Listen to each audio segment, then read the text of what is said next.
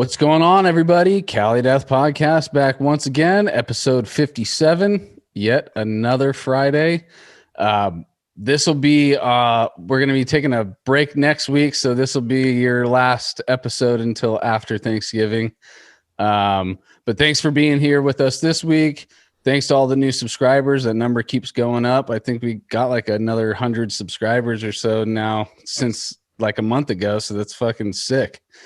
Thanks to all the new guys. Thanks to all the old guys, all the fucking people telling your friends. And thank you to the resident homies, Joel, Joseph, and Casey with me as always.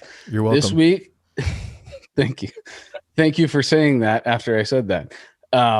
This week's awesome, dude, because we got a lot of history. I got some brotherhood in this. I got a new friend that I just met in person through fucking electronics and technology. Jesse Watson from Incinerate, and my old homie that I'm fucking super excited to talk to, Jered Deaver. What up, guys? What's up, dudes? Hey, thank you. Thank you so much for having us. Like, do a little dick sucking here quick. Like, a huge fan of the podcast. I've been following it for quite a while. I watch it all the time during work. So to be on here is really cool. So thank you so much. That's awesome, dude. And yeah, dude, I know you've been popping up for a long time in the comments and all that shit, dude. And I love that, dude. I love that, like, we're this community that it really has become a community now. And now, you know, people are starting to talk to other people that they've never talked to before through this thing. And I love that, dude. And it's super cool to have you as not only a musician that we want to talk to about your journey and the band that you're in right now, but it's cool that you're also a fan, and we are able to have a fan on the show now and just be able to pick your brain about that too. So that's super cool. And yeah, dude, fucking Jered, dude, this is super awesome to have you on. It's been years since we've talked. Yeah, we got plenty of stories that we need to get unfolded on this episode too. So I'm really fucking stoked for this one, guys. Hell yeah. right on. So Yeah, man. What were you about to say, Joseph? Jesse, it was fun fucking hanging out with you in Vegas and getting to meet you in person. And I don't remember what came first, knowing you as a fan of the podcast or knowing you as the singer of Incinerate. Oh, I feel like they both happened at the same time to me. And I remember just hearing Incinerate and the new album, Sacrilegium. Is that how you say it? How do you say Sacrilegium. it? Sacrilegium. Okay. Dude, it's such a sick album. And I really think you guys fucking put out one of the best albums of 2020 when you released it last year. So Well, I just wanted to start off the bat by saying, like, I was really stoked to discover you guys and find out that you're a fan of the pod at the same time. So thank you. That means a lot. I mean, like, we started the band to have fun and do what we like and play music that we like, and the fact that other people enjoy it is always very cool to us. So thank you. fuck yeah. Oh yeah. Sweet, Well, dude. So let's get down Do to the deep brass dive. tacks, dude. Let's do how we do this. Jesse, since this is an Incinerate episode, you've been around since the beginning. Let's get your story, dude. Take us back. You know, I know you know how you got to do it. You got to go all the way back. Yeah, all the way back, right? Yeah. I don't have my my Cali Death Podcast bingo card here, but try and fill all the space. Yeah, man. Like I always have been a fan of music, and that's like what I wanted to do. Like, I mean, from the time I was fucking an infant, basically. My uncle lived with us in the basement, and he was a huge Rush, Sabbath, Zeppelin fan. So like literally from the time I was born, that's like all I heard in the basement and everything. He got me my first 3-quarter guitar, and you know, I was trying to play guitar before I could walk, right? I think Jered and I have had some of these discussions, like we've followed a lot along the same path or whatever. But so yeah, music was always in the blood and everything, and I would jump up and down on my bed and sing along and fucking make cardboard guitars and shit. I mean, like literally, it's all I ever wanted to do. And went from, of course I was surrounded by that. And then you start going to school and kids start listening to Run DMC was a big one that came out when they did the Walk This Way with Aerosmith. Mm-hmm. And from there started dabbling into little rap stuff because I was just starting to come out, right? And older neighbor kid gave me the Anthrax I'm the Man cassette. And he's like, bro, you like rap? Check this out. Here we go. Yeah. And lifelong Anthrax fan. So I got that, and I started listening to the metal songs at the end more. And I showed my uncle, hey, look, they do a cover of Sabbath Bloody Sabbath. And he was like, oh, that's so awesome, And so that was like our, again, kind of like bonding thing, right? And that guitar tone just fucking stuck with me. So from there, it just went downhill. I was the only kid in my school with long hair. I was the only kid that listened to Metallica and shit, and this is, I was in 4th grade, 5th grade. So, I started pretty young, right? Yeah. And it went from there to, what's next? What's fucking heavier? What's faster? And so Slayer, and then somebody gave me the Deicide cassette. Again, older kid at school was like, oh, check this out. And I fucking hated it. I'm like, I like the fucking music because it's fast Slayer, but dude's vocals are just fucking terrible, and I couldn't stand it. Real quick, I'm gonna have to cut you off. That's such a common thing that I hear on this show, dude, is that the vocals are what puts everybody off in the beginning. There's so many people. Maybe there's got to be a few guys who are like, I get it right in the beginning, but really, do they get it? It's like the fucking vocals, you never hear anything like that before. Well, I think a lot of it too was it's the faster, fucking crazier, you're in that mode too, and that death metal is the craziest. But think about shit, this. Think about this. So you grow up in what Jesse was just saying. You get to that point where you're listening to Slayer and shit, and then all of a sudden, what if you heard just instrumental death metal at that point? Do you think that you would be more able to grasp onto it quicker if the vocals weren't there? If it was like a literal instrumental Cannibal Corpse album. Probably not. Because as a kid and how you're kind of brought up, you're vocals are kind of pretty important. When you're a kid, it's a part of the catchiness to a song.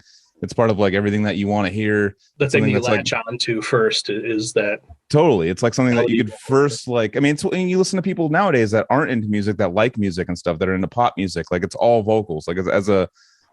That's why people, bring up oh, the vocals in death metal. It's because for them, they're so used to just what's the vocals and the music is secondary to them. And it's kind of before you pick up an instrument or do something, you're oh, vocals, what's on the radio. It's so when you hear vocals that are that different and that going from the high pitch Slayer shit, and you all of a sudden you're going to it's like a shock to your system when you first hear it. But you also know that you're stuck in this metal thing where you're moving up, and you're just what's crazier? I know that death metal is crazier, but the vocals are just insane. I don't really get it. You know what I mean? And then finally there's one vocalist or one time or one song where it's all right, that works. You know what I mean? And then you're just done. I've told people for years that it's an acquired taste. Just that nobody just goes, oh, I fucking love this. Instantly. I do think that there's that progression that you have to kind of slide into it or whatever. And it like I said, it took me a while. I wanted the raspy deep, and then the Sepultura thrash. I still like that thrash thing. Yeah. And then I heard the Disincarnate album, and that was the one that fucking. For me, that was I'm all in. This is fucking amazing. I could see how that album, that band could definitely shift somebody if they hit my brother too. The Disincarnate album, my brother, same thing. That was one of those albums. That's an unsung album for sure. I know that our homies and a bunch of people who know what's up talk about that album, but I think it's definitely super underrated to talk about the influential shit. A fan of the podcast and all the ones I've seen, I don't think I've ever seen anybody give it credit or talk about it, and it blows my mind. I know that Gilbert, it was important to him. I don't know if he mentioned it on the show, but I remember that the album was important to Mike Gilbert for sure. Yeah, that's true. But yeah, yeah, Jered, you would know for sure. Yeah, he was actually, from what I remember, a big, like, just real guitar virtuoso fan, like Al Di Meola, Paco de Lucia, stuff like that, right? He was just crazy about that shit. Totally. He would kind of emulate that with his playing, right? But I was going back on this vocal thing. I too started with Deicide's Deicide of all things, right? I was the Guns N' Roses kid because my brother was that way. I'll go back farther when I'm telling my story, but yeah. What's funny I went through the glam thing too, of course. I still listen to a lot of it. The vocal thing, like the Deicide vocals crushed my face immediately, right? And I fucking loved it, man. I was like, this is the greatest fucking thing I've ever heard in my life. And then when Legion came out, I wanted to fucking just kill everything and carve upside down crosses into my body. And my buddy got the Trifixion tattoo, the fucking whole 9 yards, right? I fucking loved it. We're all about it, man. Deicide, we were walking around cemeteries, all kinds of dumb shit. But I fucking hated Chris Barnes' vocals. And I was like, that's too brutal. Like Butchered at Birth, Tomb of the Mutilated. I was like, fuck that shit. It's too weird. I didn't like it. It was crazy, man, because I was a crazy death metal fan. I was like Obituary, Oppressor, Deicide, shit like that, where the vocals were a little more audible but brutal. Yeah, you could still understand what Glenn's saying. I got Eaten Back to Life and Tomb of the Mutilated at the same day, same store. Nice. I went home, put them back in, and took Eaten Back to Life and threw it the fuck away. And Tomb of the Mutilated was my fucking Bible. Yeah. And I got Tomb and Butchered kind of at the same time and just started fucking loving them all of a sudden. I don't know why. And then later I got Eaten Back to Life. I was like, this is really good too. What did you guys think of the early Cryptopsy stuff? Because I mean, you're talking about Chris Barnes being a weird vocalist, like Lord Worm and stuff back in the day. That's definitely was the weirdest that had come out, right? I didn't get into Cryptopsy till way later. And it was more musically, I could care less about the vocals with Cryptopsy. It was more about the music and flow, of course, right? Shit like that, right? What the drummer was doing and the time signatures and the fucking 300 beats a fucking minute, whatever was happening back then, Totally. In Minnesota here, they were the gospel. Like everybody talks about Suffocation from what I've seen on the show, and from where I live, it was fucking Cryptopsy and Lord Worm. Sick. At the same time, Cataclysm, Sylvain Hode, I'm sure I'm murdering the last name, had the most insane stage presence, and his vocals were all fucking crazy and all over the place, and everybody here just ate that shit up. And then if you talk to, you won't talk to him now because he's dead, but Don Decker from Anal Blast, he ran Nightfall Records, and I used to hang out there a lot, and he just worshipped, and that was where he got his style from, was those two guys. So they were Anal Blast was out of Minnesota as well? Oh yeah. Oh, okay. I didn't know that. Shit. But I thought Joey Jordison drummed for them for a little bit. Is that kind of, I guess, Iowa and Minnesota? It's kind of close. Yeah, no, it's Des Moines 4 hours, 5 hours from here, so it's not that far. Totally trying to act like I know my geography. Back to your original point, Anthony, about vocals or absence of vocals in metal. For me, Sleep Terror was one of those bands that I could get into before I was into death metal vocals, because I was all about that style, and I wasn't yet ready for the vocals. So it's like a pathway. It's like a pathway. I think it is I think that if it was presented in instrumental form first, it would probably take less time for you to understand and be down, For me, it was my brother, because my dad was a musician, and my brother, he was living with me when I was in fucking elementary school or something like that. And he was listening, early 90s, this is 93, 94. He's listening to all death metal. That's what he's listening to at the time. And my dad was just kind of in my ear, fuck, what the fuck is this shit? So it's my dad. So it's someone I look up who's to. also a musician. Just going it's fucking terrible, dude. All this crazy shit is terrible. So I had that in my ear as a kid. So I kind of had that pre-programmed to not you know what I mean? Mm-hmm. And so that was big for me to actually get over that and be oh shit, there's a whole new world of music, because vocals were holding me back. That's wrong. that was huge in my house. My uncle played guitar, played drums. He was never took any lessons from ear, and was just he could listen to a song on the radio and boom, play it, right? And he spent his whole life chasing music and trying to make money off it. So like it was instilled in me early on, like get a fucking job. Don't waste your time doing this bullshit. You're never gonna make it. You know, all that stuff. My dad didn't want me to do it. And then when I started listening to thrash metal and death metal, it was even worse. Like at least pick something that people are gonna fucking listen to, you idiot. You know? Yeah. Exactly. Yeah. It's like, but also too, you're going to shows and stuff back in the day, like, you know, mid to early 90s and stuff, where like, you know, thrash and death metal was like fucking bringing people out. You know what I mean? Like there was a lot of people on a Tuesday, a Wednesday night, the place would be fucking packed. People would be stage diving. I mean, Yep. it was fucking ridiculous. And The Bay Area scene was insane when I was coming up, man. It was nuts. Yeah, dude. Definitely. You got plenty of fucking pound stories, I'm sure. Jered. oh, there, damn it. There's a bingo. All kinds of shit, man. Jered, where did you go see shows? Was it the Pound?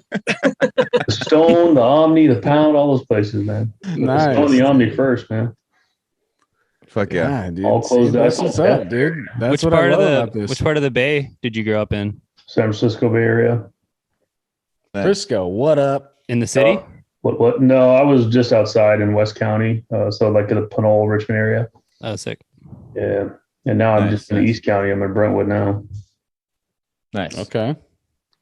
So Jesse, in the let's Bay. get back to the story. So you're so just to kind of keep it going, I forget where we were, but there was some. So you were talking about like getting into seventh death metal grade. more, 7th grade, shit like that. Yeah.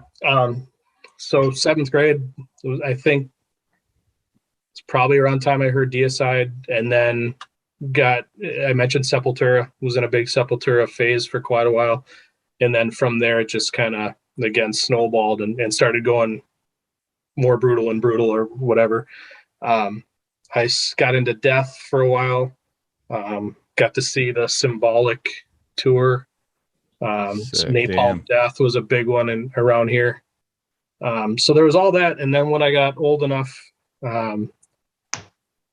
started driving, we went to the Nightfall Terrorizer records that Don Decker ran.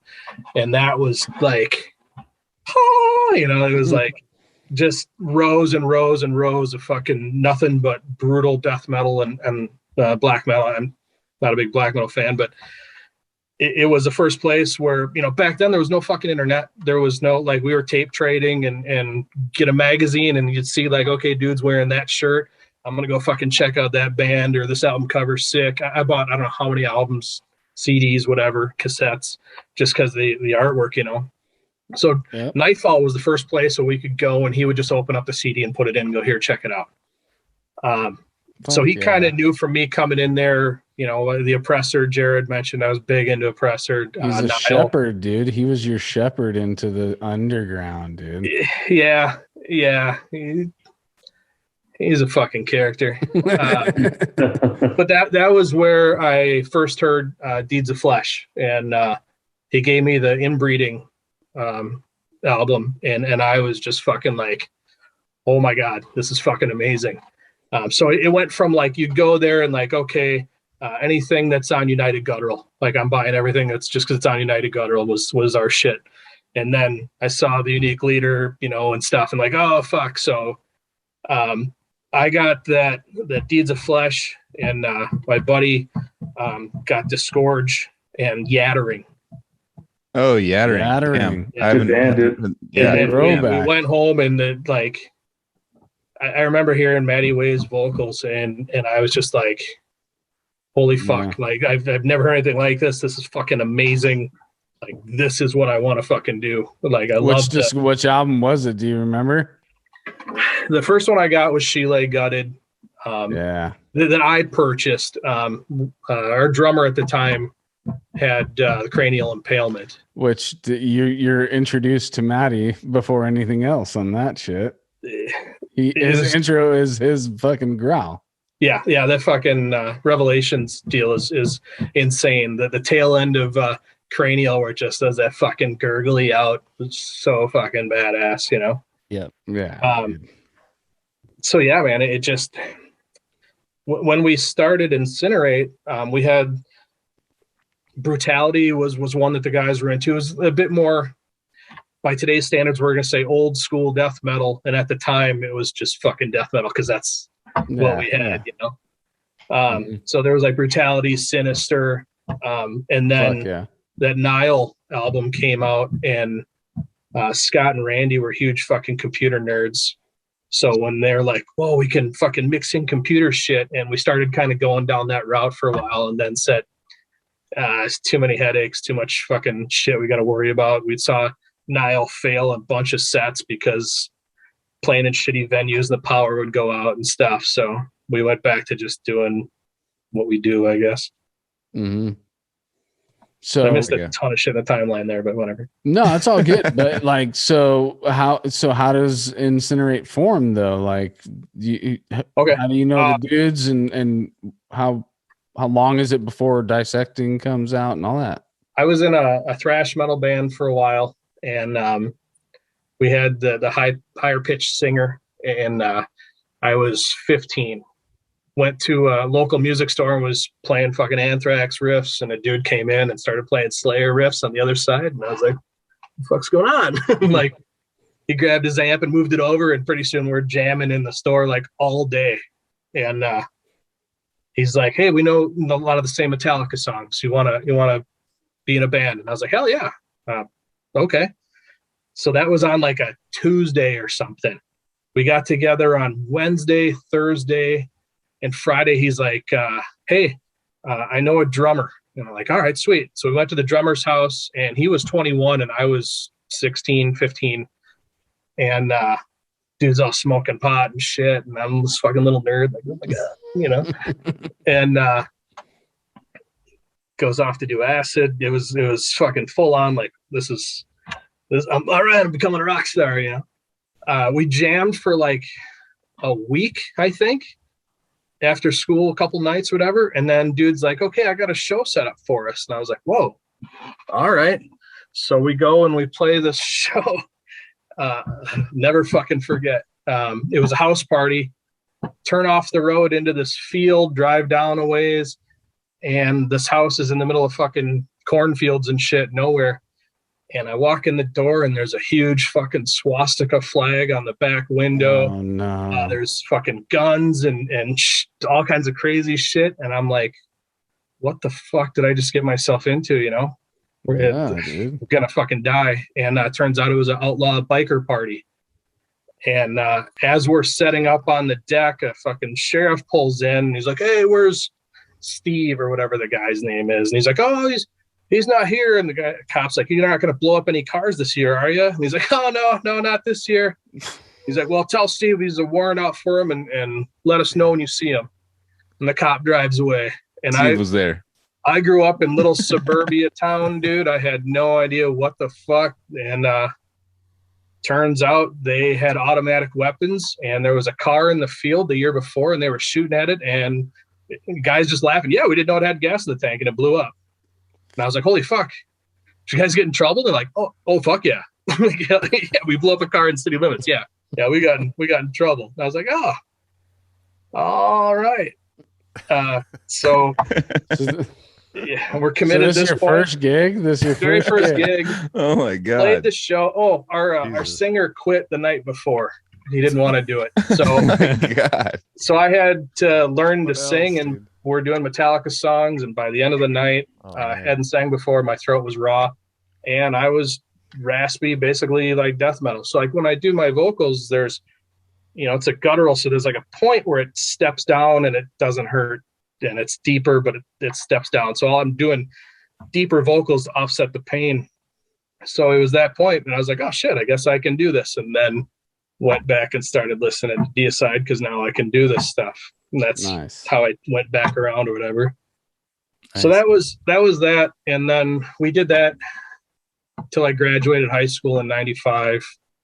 Had 2 years of not doing anything. Couldn't find anybody in my town. Like I said, I was the only one with long hair and had ambition and drive. There was kind of a Korn type band before Korn that I had auditioned to do lead guitar for, and then their guitar player came back, so I got X'd out of that. And we had a local rag. It was called City Pages. There's all your back page porno shit, but in the middle there was musicians wanted. And Randy and Scott had put an ad in looking for a guitar player. And so I called them and right away, you know, they were like, yeah, okay, so what kind of music do you listen to? And I'm like, well, you know, Carcass, Deicide, Cannibal Corpse. And they were like, oh, shit. Oh, yeah, come on down. Like, okay. Scott had only been playing guitar for, I think, like 2 years at that point. He was in another band that was a death metal band. It was kind of deathish. They opened up for Deicide. That was his big claim to fame. Nice. So we started jamming, got together, really, you know, kind of hit it off. I brought a buddy of mine in that played bass, and he just didn't really want to do it anymore. So the three of us just kind of set off doing our own thing. And that was 98 was when I first answered that ad. So they already had the name, but there was no direction. Scott had a song and a half written. And I came in actually to be lead guitar. We were going to do solos and shit. So it became evident fast that the music was progressing, and I was too busy fucking getting wasted and fucking chicks and everything else to sit home and practice anymore. So I gave up fucking playing guitar and just went to straight singing. Don It's Decker. a lot easier, dude. Just so much easier. And those guys resented me for it because they were like, oh, we had something good going. And I was like, The easy way out. Fuck yeah, dude. Path of least resistance, right? Path of the weakening. Totally, right dude. here. So Don Decker was kind of like the guy in town because he had the record label. He had the record store, and it was like everybody was scrambling to try and get signed. Well, he came down and checked us out and was blown away. He was like, holy shit, you guys are fucking great. Just one condition. I want you to do Anal Blast. So he wanted me and Scott to play guitar and Anal Blast and Randy to drum. He wanted us to be Anal Blast. And we were like, nah, dude. Like we want to do our own thing. Like that's, you know, either take us as Incinerate or no.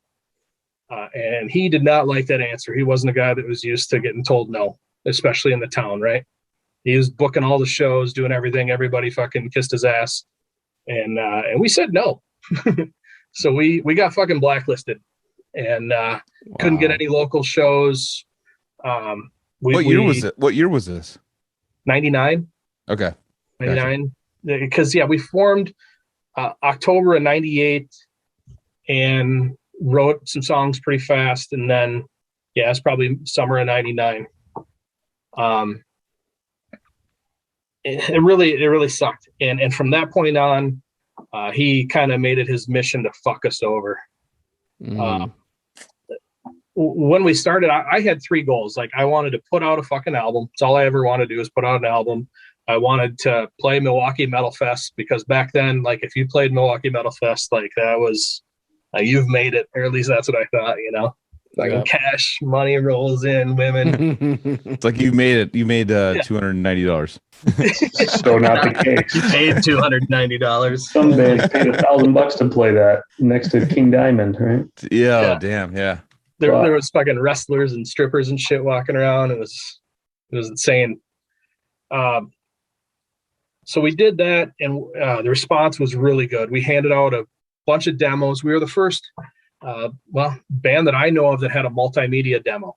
So it had 3 recorded songs, and then it was a CD-ROM. So you put it in your fucking computer, and the videos just came up.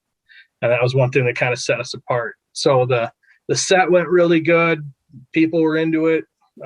We got to be friends with like the guys in Skinless and all these guys. And then Don kind of had no choice but to start booking us on some local shows.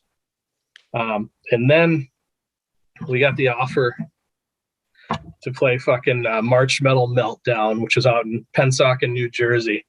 So we loaded up all of our shit in Mike's extended cab truck and drove from Minnesota to Pennsauken, like 20 some hours, not even a crew cab, extended cab truck, just fucking packed in the back of this motherfucker. Before that, Don, we had to pay to play, had to buy tickets and sell them. And I'm like, how the fuck am I going to sell tickets in a totally different state? Again, there was no Facebook, there's no MySpace. Like, so we drove out there, and Mike actually sat underneath the ticket booth, and people would come up to buy tickets and be like, hey, you want to buy them? So we bought all the tickets from Don. The day before, he calls me up and goes, hey, you guys aren't playing. I go, what the fuck do you mean? He's like, yep, we're bumping you from it. And I was like, dude, we've been planning this for months. We got our set. We bought the tickets. And he's like, yep, just, if you just want to swing by the shop and then you can give me those tickets back. And I was like, wait, I already paid you for them. Why would I fucking give them back to you? I go, tell you what, I'll come down to the fucking shop and I'll give you the tickets and you're going to buy them the fuck back from me. Mm-hmm. So that escalated. Some names were called. I fucking lost my shit. And he ended up saying, fine, you can play. So we drove out there, we sold the tickets, and they're like, all right, set up, you're playing first. And I'm like, playing first. Awesome. So we get in there, and this year they had the stage and there was a curtain in the middle. That was what divided the two stages, a fucking curtain. So sound doesn't travel, travels through curtains. So we're setting up, the doors aren't open, the lights aren't set up, and they're like, okay, you can go. And we're like, there's nobody here. We can't even see our fucking instruments because it's a pitch black fucking auditorium. The sound guy's like, I got you, and holds a flashlight. Go. Oh my God. Wow, dude. Jesus. So we were like, all right. So I think we got 2 songs in, and again, we were stretching them out as long as we could, and intermission, telling jokes to the sound guy because he's the only fucking guy there.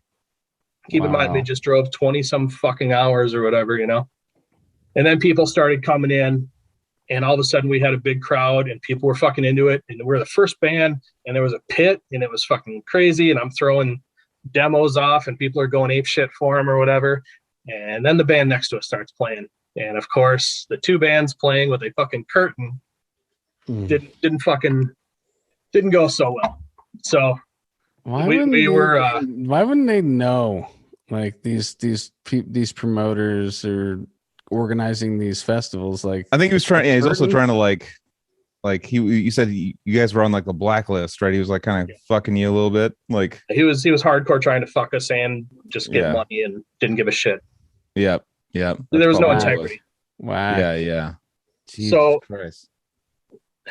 Because again, the crowd response was good. We ended up lining up a couple of shows on the way back, I think.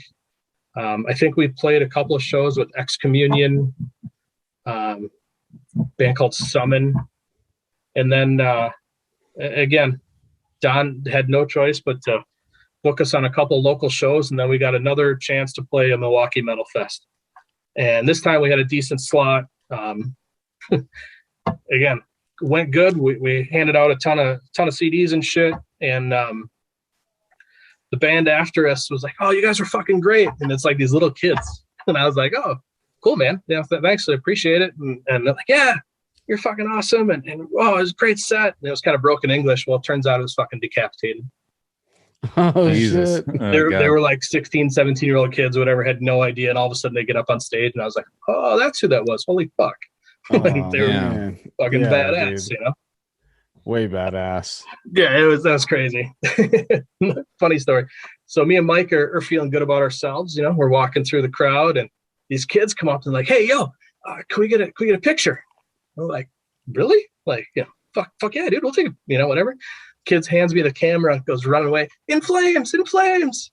There was In Flames was there, and he wanted me to take a picture of them with In Flames. Oh, I was just like, yeah, dude, underground death metal, dude. Yeah, and get no love. Yeah, no love.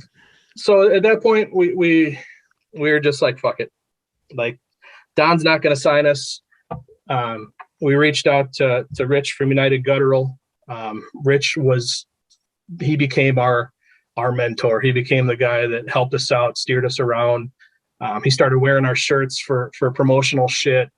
And he gave us an offer, and Scott had some dealings with Eric, Free Unique Leader, and Rich had sent out an email list to a bunch of distributors or whatever and accidentally included Scott.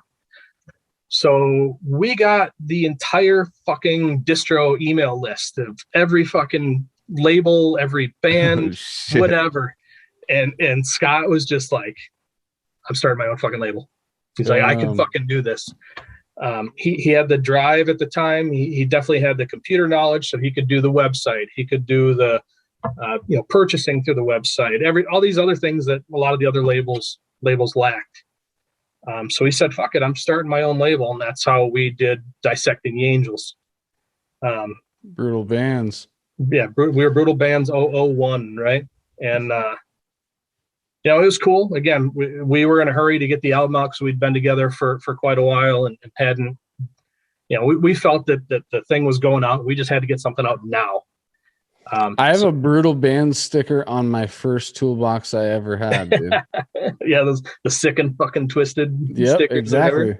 I don't know how many of those fuckers he made, but yeah, they were all over. Because I was talking to Scott back in the day. Nothing came to fruition, but we were, somewhat talking about getting Carnivorous on Brutal Bands at the time. Dude, he was fucking all about Carnivorous. Right? Shit you not. Like, huge fan. Sure, fucking, we listened to that CD all the fucking time in the truck. Scott and I, we were fucking inseparable best friends for a long time. So yeah, I can tell you without a doubt, he was a huge fan. What was Scott's last name? Because I remember, like, we played. It was the Bloodletting went to. Yep. Yeah, we put that on. You guys, yeah. I remember you guys played it too. I remember like just being like completely burnt, but I was like watching you guys from the merch, being like, "Fuck yeah!" I've talked to Scott online. What was his last name? Ellingbo. It doesn't ring a bell. It doesn't like really roll. I remember Scott though. Scott was he playing drums or something? No, he was guitar. Guitar. Okay. Yeah. Wow. Okay. Yeah, everybody knew Scott because of the label. Okay, that's what it was then. There was one time we were watching Gorgasm, and again we played shows with them, hung out with them, and Derek was drumming at the time, and they came up and he's like, "Hey Scott, can you fucking record our set?" And Scott's like, "Well, dude, I got the merch table. I'm doing this, I'm doing that, I'm putting on the show, so I got all this." And I was like, "I'll do it." And he's like, "Yeah, so Scott, I'd really like for you to record." I can do it. Like, I'll do it. And he's like, "Yeah, all right, I'm gonna go find somebody." I was just like, motherfucker. Just thought it was like some random kid or whatever. And then later he's like, "Dude, didn't know you're an Incinerate. I'm sorry." Like he was the face of everything for the longest time. So that's awesome, man. So that's basically like, so we're talking like we're at the 2001, 2002 kind of era of the band. Like, yeah, 2002. So after that, like albums and stuff, like tour, did you guys do any tours? Did you guys play any like festivals? Like, what was going on with you guys after that? So we did, we put out Dissecting haphazardly. We bought the recording equipment, stole a copy of Cubase, I think, pirated it, had no manual. None of us had any fucking recording experience, anything. And the album shows. I mean, we want to do everything ourselves. That was a big thing, is we're gonna do it all ourselves. Record everything, did the artwork, did the logo, whatever. I hardcore respect the DIY aspect and the DIY mentality that a lot of like artists that I like are like. That's what the drive is like. If nobody else is gonna help us, we're just gonna fucking do it ourselves. And this is what we came up with. Here it is. We've had to bust our ass and work hard for fucking everything. We never got a fucking spoon handed to us or whatever. So I'm like I said, I'm proud of the work ethic we had. I'm proud of what we did and accomplished with that album. I just listened to it and want to fucking slip my wrists. We all want to do that when we listen to our old shit, dude. So that came out, and we got the opportunity to play that first Maryland Death Fest.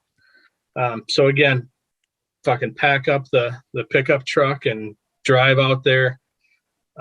We played kind of early, I think. And again, we were a completely unknown band on a which Maryland Death Fest was it? The very first one. Yeah, I was there, dude. Yep. We met a lot of friends, made a lot of contacts, hung out with a lot of good people. That's where I met the guys from Guttural Secrete, and they're still like my best friends to this day. So Ruben, met him from Devourment, so you were there. It was a great fucking time, dude. It was insane. Dude. I think Ruben had a tug of war with somebody over. He offered a T-shirt to the crowd, but they had to come up and get it from him. And this one dude just tug of war with him while he was doing his vocals for like half the song, dude. And finally, Ruben like let it go, and dude fell back into the crowd. I was like, yeah, dude. I actually got a real quick funny story. Just sideswipe the story real quick. I went to a fucking Ozfest with Diego Sanchez, the fucking gnarly UFC fighter. And like we were both front row at Ozfest. This is like probably 2001 or 2. And we're front row for Ozzy and stuff. And Ozzy's playing, throws his shirt out, and Diego gets one half of it. And then some like group of people gets another half of it. And like dude was like a fucking pit bull. He would like, it was like a fucking literally like a 25-minute mission of just like them like Diego was the pit bull, or yeah, Diego was him by himself. He's like, UFC champion or whatever. He was he was the nightmare, dude. Yeah. He was just fucking insane. And he just like got this look in his eye, and he just like wouldn't let go for like all along until finally the fucking, when they had like 4 people on one shirt, on one side of the shirt, and then him, it finally like split. and they got this little piece of like a little scrap of fucking, I was gonna say, dude, they stretched out to where nobody's gonna be able to wear it after that, dude, that would have been amazing to see. Oh, dude, it wasn't. I was actually. It's kind of like what you talking about your first show experience. I was probably 17 or 18. I was like a kid, up there, and like Diego Sanchez. He's like, because my sister was like his good friend, so she's like, oh, my friend Diego's coming, and I was like, oh, I don't know who he is until like way later. I'm like, oh shit, he's like a UFC champion. Yeah, like you know what I mean? Fucking, he was badass, dude. Oh, he was. He was scary, awesome. Man. It was like the totally height of his career in that time. Totally. Too. Yeah, totally. That's fucking awesome. Yeah. Being a grounded pound. And I totally wasn't like, I got into UFC probably like 6 or 7 years later. So I was like, oh, just a fighter guy. Like, I had no idea. And people were like, dude, you hung out with that guy? What the fuck? But yeah, it was a fucking, seeing him like in insane mode. I was like, dude, we're going to jail. That's awesome. Dude, I was like hardcore into MMA for like year. I mean, that was like my NFL or whatever. That was, yeah. I was huge into it. So that story's fucking rad. Yeah. So random cutoff. So wherever you guys were, I'm drinking. You just had to name drop real quick. Let's keep talking UFC. I'll drop my Diego Sanchez. Fucking. I have another Riff Wizard. If we're gonna go into the Diego Sanchez story, fucking. So one time we went to a party together, and he just was a tough guy. Is all I didn't know like who he was. I didn't know like. Yeah. It's like, I don't know, like UFC champion, not, pretty tough. But one time, like this party house that was just going off, my sister would bring me there every time, and cops would they'd break it up like 99. I don't know how that place wasn't condemned. It'd be like every night it'd be broken up by cops, and people were running and jumping fences. And one time I went down to the basement, and I go down there, and it's just Diego down there with 3 guys like bloodied against a wall. And he's just all like, get the fuck back up there. Get the fuck back up there. And I'm like, oh shit. All right. I'm not part of this. This is not my scene. And that was pre-UFC. Yeah, I was like a stoner back then. I was like, Jesus Christ. So like, oh my, I was like all freaked out. So when you found out he was a fighter after that, you're like, oh yeah, dude, it makes sense. Actually, it's funny because I actually like on his comments on Instagram, I was like, what's up, dude? Blah blah. And I mentioned the house name and stuff like that. And he just erased all of it. Like he's like, that's incriminating evidence. Breach of contract. Yeah. Exactly. No, I mean, I didn't bring up the knocking out of the people. I just brought up the house name because it was like this party house, and he was just all like, went in, deleted it all, and I was like, all right, well, fine. You don't remember me. It's cool. I know you're famous. I got a question. I met Forrest Griffin one time at the airport, and I like meeting, like I met Slayer and all these guys or whatever, and it's like, oh hey, cool, you're in a band, whatever, Yeah. But I was like legitimately like starstruck, like, oh my god, dude, like I don't want to go talk to him. I was with my parents, and they're like, excuse me, Mr. Griffin, can my son take a picture with you? And I'm fucking, hi, Yeah. So I go up there, and I'm like, oh, I thought you'd be a lot bigger in person, making a joke. And he fucking looked at me, and I'm like, it's a joke. Oh, shit. Like, but the thing that like blew me away, and this is leading to the long-winded question, is like his hand was like the size, like 3 times, because we did the, like whatever pose, and his hand was so much bigger than mine. And his face, dude, like when you watch UFC or whatever on TV and Joe Rogan's like, oh, he's got a lot of scar tissue, so he bleeds easy. Like, I had no idea how much fucking scar, like it looked like somebody smashed a window and just rubbed his face in it for like 4 days. That's how many like little cuts were everywhere. What was Diego like that too from scrap? I mean, this is actually, I want to say it was actually pre-UFC. So he was in this it was Albuquerque, New Mexico, and it was like this random. I mean, it was like this big time for Albuquerque, kind of like fighting. You have like a ultimate fighting kind of. Yeah, they had a big. Yeah, totally. Yeah, it was like a part of their like whole scene. Like it's and like they'd have like big old posters everywhere of like him going like this. But it was pre him being in the that reality Ultimate Fighter show. It's because he won that show. Yeah. And but that was like maybe a year or two before that. And like, so I just knew him as like a aggressive male. It's like, you're an aggressive human being, and it's like, I'm not gonna fight you. But I didn't know he was like world champion aggressive. Like I knew he was like you know, a scary guy. Like all my friends told me the stories and stuff, and he was doing really well in that little league. But and then he went off to, you know, everyone knows his name kind of household thing. But yeah, he was like a young man. He was probably a lot lighter than you see him now. And just a skinny, like not skinny, but like kind of like skinny buff guy that was just like super chill. But he had a fucking trigger that would go off, and he was just nuts. You know what I mean? And I was like, I'm gonna get the fuck away from this guy. It happened a couple of times. So I'm like, dude, I'm out. You know? Dude, that's super cool to me. That's a good story. Thank you. Yeah. Fuck yeah. The end. So I don't know if this would be a good time to start digging into Jered a little bit. We've been going for a while. I feel like whatever. Let's get vomiting out of the mouth here. That's all good, dude. No, it's good shit. It's all back good in high school. But yeah, I want that Jered Deaver story, dude. So same. And then I had my first beer. I was 21 when I started drinking alcohol. What? Yeah. When I was 14. Never did any drugs in my life ever. Yeah, it's a move. I mean, that's why you fucking look like you're fucking younger than us, and you're like, right, totally. We're the same age, and I look like your grandpa. I adjusted that filter before we got on here. Fix my appearance or whatever the fuck it says. I didn't mean to laugh that hard, Jesse, but I did, dude. I'm sorry. You should see when he puts a man bun in. It's like my grandmother. Have you seen the show Silicon Valley where they're making the face filter and he moves and the mustache is doing this? Yeah. It's one of my favorite shows. Yeah, nice. But yeah, Jered, take us back a little ways to when music became more than just background noise. So my story is like way younger, right? Like when I was a baby, like a little kid. My dad was a Baptist minister of all things, right? So I grew up in church, right?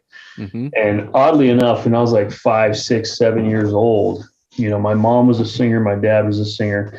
And when I would hear, I guess, guitar dominant music in church, that would like attract me to it, right? Like there was this one song called Hold to God's Unchanging Hands of all things, right?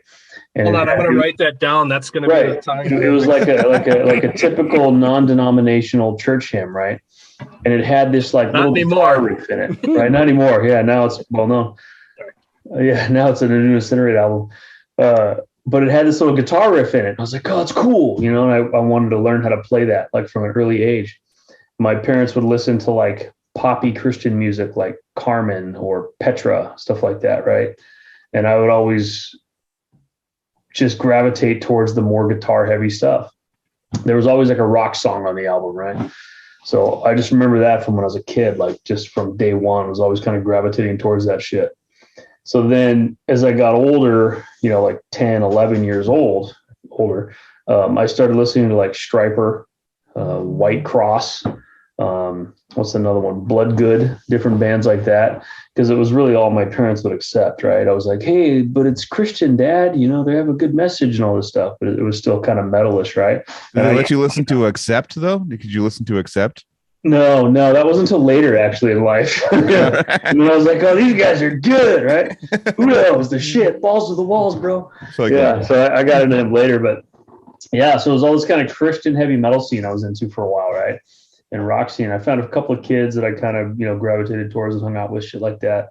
And then I built like wooden guitars, like Jesse did cardboard guitars. I literally built a wooden striper, like painted it yellow and black and all kinds of shit, right? That was my thing. I was a big striper kid. Nice. So as I got older, I wanted to learn how to kind of play that shit, right? I was like, oh, I always wanted to learn how to play guitar. I took guitar lessons. I started at 12. And I would go to my guitar teacher and they'd start, like I had this like bluesy guy as my teacher and he would show me like pentatonic scales and like blues chords and stuff like that. And I was like, that's cool. But then like second lesson I went and I was like, hey, I want to learn this riff from For Whom the Bell Tolls, or I want to learn this riff from Am I Evil or whatever. So I would spend my half an hour lesson having him learn it by ear and teach me how to do it. Wow. So that was just kind of how I got started in it, right? Like I started learning some scales and shit like that, but really didn't take off until later on. But I was always trying to learn other like cool parts of songs, right? Like Am I Evil, right? The main riff, or For Whom the Bell Tolls, the main riff, shit like that, right? And I would always kind of try to pick that shit out on guitar. The downside of that, I think, now that I look back on it, is my ear never really developed like it should have, right? So I always kind of think of myself as like more of a guitar player than I am a musician, if that makes sense, right? Like I have to kind of read it and analyze it and learn it by the numbers, right? It's hard for me to pick stuff up by ear and stuff like that. So anyway, fast forward to like high school, stuff like that. I actually went to junior high with Leon from Impaled. Oh, yeah. So for example, right? So we went to the same junior high together, and we'd kind of, our paths would cross, and he used to wear this like Headbangers Ball denim jacket, and he had like this fucking long mullet, dude. Like, I mean, just fucking mullet. It was just short up here and long as fuck. And I would always yell at him, Headbanger, it was like the whole thing. He was like, yeah, and like yada, yada, yada, right? So eventually we kind of met and hung out and decided that we were like-minded with music and shit like that. We'd go to Guitar Center and hang out, and we'd see a couple other metal dudes and jam in little jam room, shit like that. So then Leon and I started kind of, picking away a guitar together at my parents' house. And both of us kind of decided we wanted to play stuff that like made our fingers look really cool, right? And it was like anything that made me move around a lot on the neck. So that's kind of how I got started in this whole technical death metal thing. But I was like kind of influenced my brother. He was older than me, a couple years, 2.5 years older than me. He was a Guns N' Roses guy, got into Slayer, Metallica, shit like that. So I was always listening to that shit. But then like Jesse, I went to like Tower Records. I can't remember who I went with, or I can't remember the name of the place, Columbia Records or something like that. The old tape stores in the mall, right? And I was always looking at, things that looked cool, like the logos or the pictures. And I was like, oh, that's brutal looking. That's cool. And I also found Deicide's Deicide, right? So I was like, that logo looks cool. That looks like it's heavy, right? So I took that home and popped it in. I was like, fuck, blew my fucking mind. What would your parents think, dude? Oh, yeah. It was a complete 180, right? So I was always a pretty good kid, man. I was pretty straight edge and all that shit. And, learn from my brother's mistakes. He was a dumbass that would drink and do some drugs and get in trouble, stuff like that. But I always kind of just walked that straight and narrow with my parents, right? So I was, better in school and didn't really get in trouble. Didn't mess around too much. So they kind of accepted the music stuff. And of course, I was still selling the whole, striper thing to them and everything else, right? But then Striper's just the that was just Striper guys. Don't worry, dude. Yeah, it's called Striper. It's cool. That's cool. They got a new album. It's really good. It's called Deicide. No big deal. Lunatic of God's Creation, stuff like that. Bless her on, or whatever the fuck it was, right? So anyway, that shit kind of got me going. Right? I was about 14, 15 when I found that shit. And then, Leon and I just kept kind of getting heavier and heavier and more technical. He was like, the in tune side of things, the European death metal side of things. And I was more the Deicide, Oppressor, Obituary, kind of a American brutal death metal, technical brutal death metal, right? So we meshed okay. We actually ended up starting a band called Infanticide together.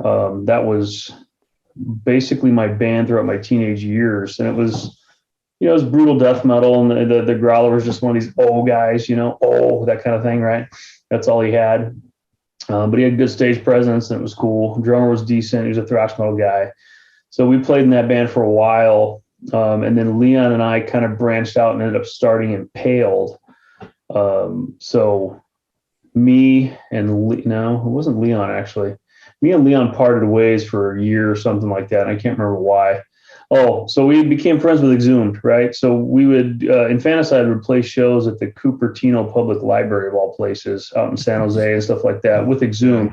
We're all teenagers, man, 16, 17 years old. We played a couple of radio shows out there, met the Exhumed guys out there, became friends with them. And Leon was just like enamored with those guys. That was his thing, man, that kind of European death metal sound, right? Carcassy, whatever. And I was like, I want to play brutal American style death metal. It was my thing, So we kind of separated. He kind of started meshing with those Exhumed guys. So I ended up jamming with another guy named Sean McGrath, right? And he was one of the guys that founded Impaled, right? So he and I got together, started playing guitar. We were kind of doing our first demo. The first Impaled demo was like an oppressor worship almost, right? There was a lot of technical shit. We had a song called Baby Grinder, brutally dismembered symphonic gore, stuff like that, right? So it was this crazy kind of pushing yourself in a technical level of a musicianship, right? So we were doing the same thing, making our fingers look cool. That was the whole idea. Sean was more of a musician, more of a songwriter. He could deal with structure, shit like that. And I was just more of like, let's make it look cool, right? So we did that for a while. We found a drummer out of Soundwave Studios in Oakland, Raul Varela, right? And then we started Impaled, did the Septic Vomit demo. We did like one other demo that's like way underground, man. It's really hard to get a hold of. We recorded it with Guy from, what was the fucking name of that band? Not Skeptic or can't remember. Anyway, the guy fucking recorded it for us. We did like a 3-song demo. That 3 songs. So the Septic Vomit demo was more like brutal technical death metal. The other demo that we did, Leon had kind of come back into the picture at some point, and it was starting to really sound exhumy, what is now kind of what Impaled is. And I just didn't like it. It just wasn't my thing. I was like, this is too much like Exhumed. It's a little too carcassy, a little too European for me. I didn't want to do this whole kind of battle of the bands thing. So I ended up quitting Impaled kind of soon after that because I just didn't really like the direction of it. And then, fast forward a couple of years, I kind of did some stuff on my own or whatever else.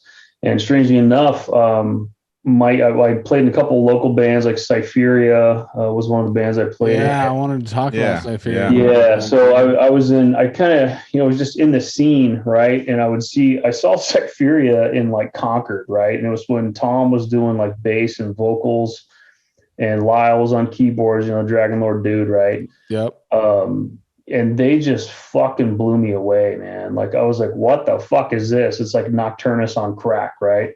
And it wasn't like brutal death metal, but it was like this crazy weird, like there was like ballet shit in there, and there was like all this technical shit, and it was like this fucking guy's vocals were insane. It wasn't like brutal vocals, but he had this crazy like raspy kind of mid-range vocals that was extremely unique, right? So those guys kind of blew me away, and I was a fan of theirs for a while. Ended up filling in on bass for them a couple times. And then that ended up leading me into oddly enough, management position for Vile, right? So I ended up managing Vile, and I had a ton of connections in the scene by this time. So I was giving them, I got them hooked up with like a King Diamond show or a Cradle Phil show or something crazy like that. So I'd always put them on these big bills. And of course, they were a good fucking band that blew my fucking mind when I was a kid, right?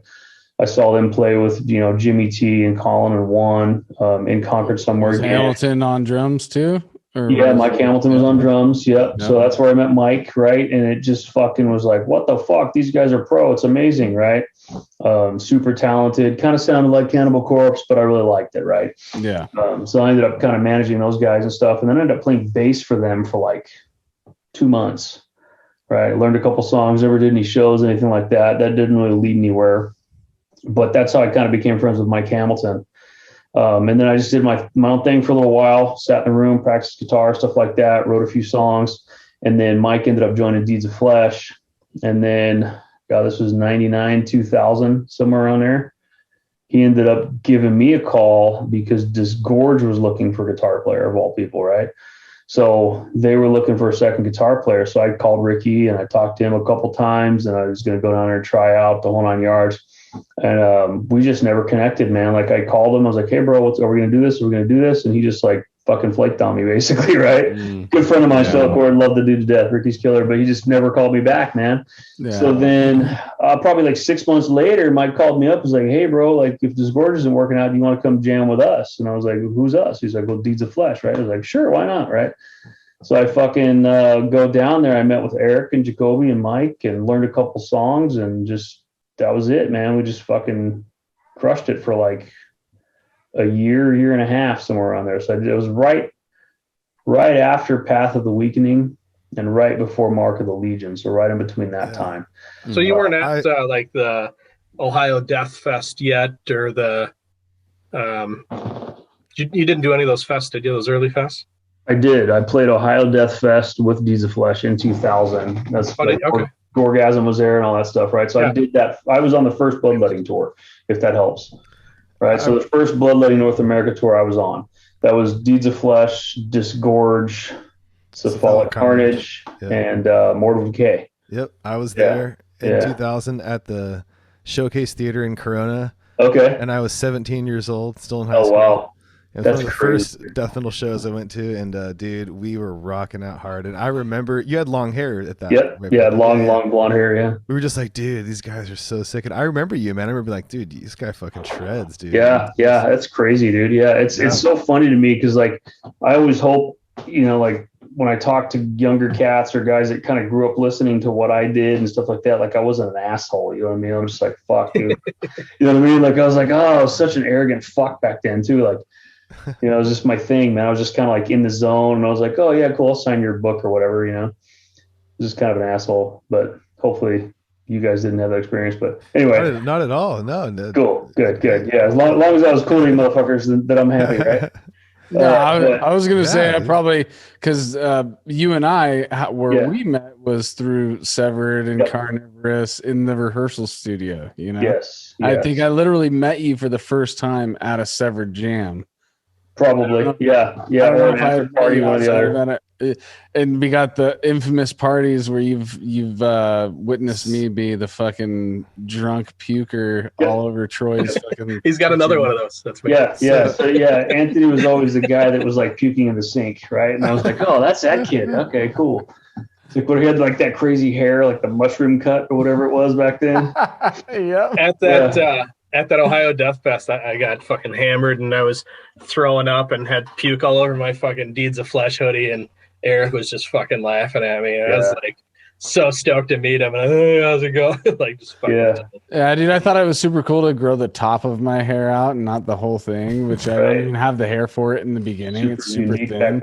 It's super fucking stupid. But yeah, dude, I just remember like projectile vomiting all over Troy's kitchen and you just being like giggling at me the whole time it's happening. Like, it's cool, bro. You'd be all right. And then I like passed out on his front porch, and I just like half remember like you guys, even though you guys put a blanket on me, you like fuck with me for the rest of the night. I think I might have put that blanket on you now that I think about it. Yeah, dude. You guys definitely took care of me, even though I was the brunt of a fucking joke for the rest of the night, dude. Yeah.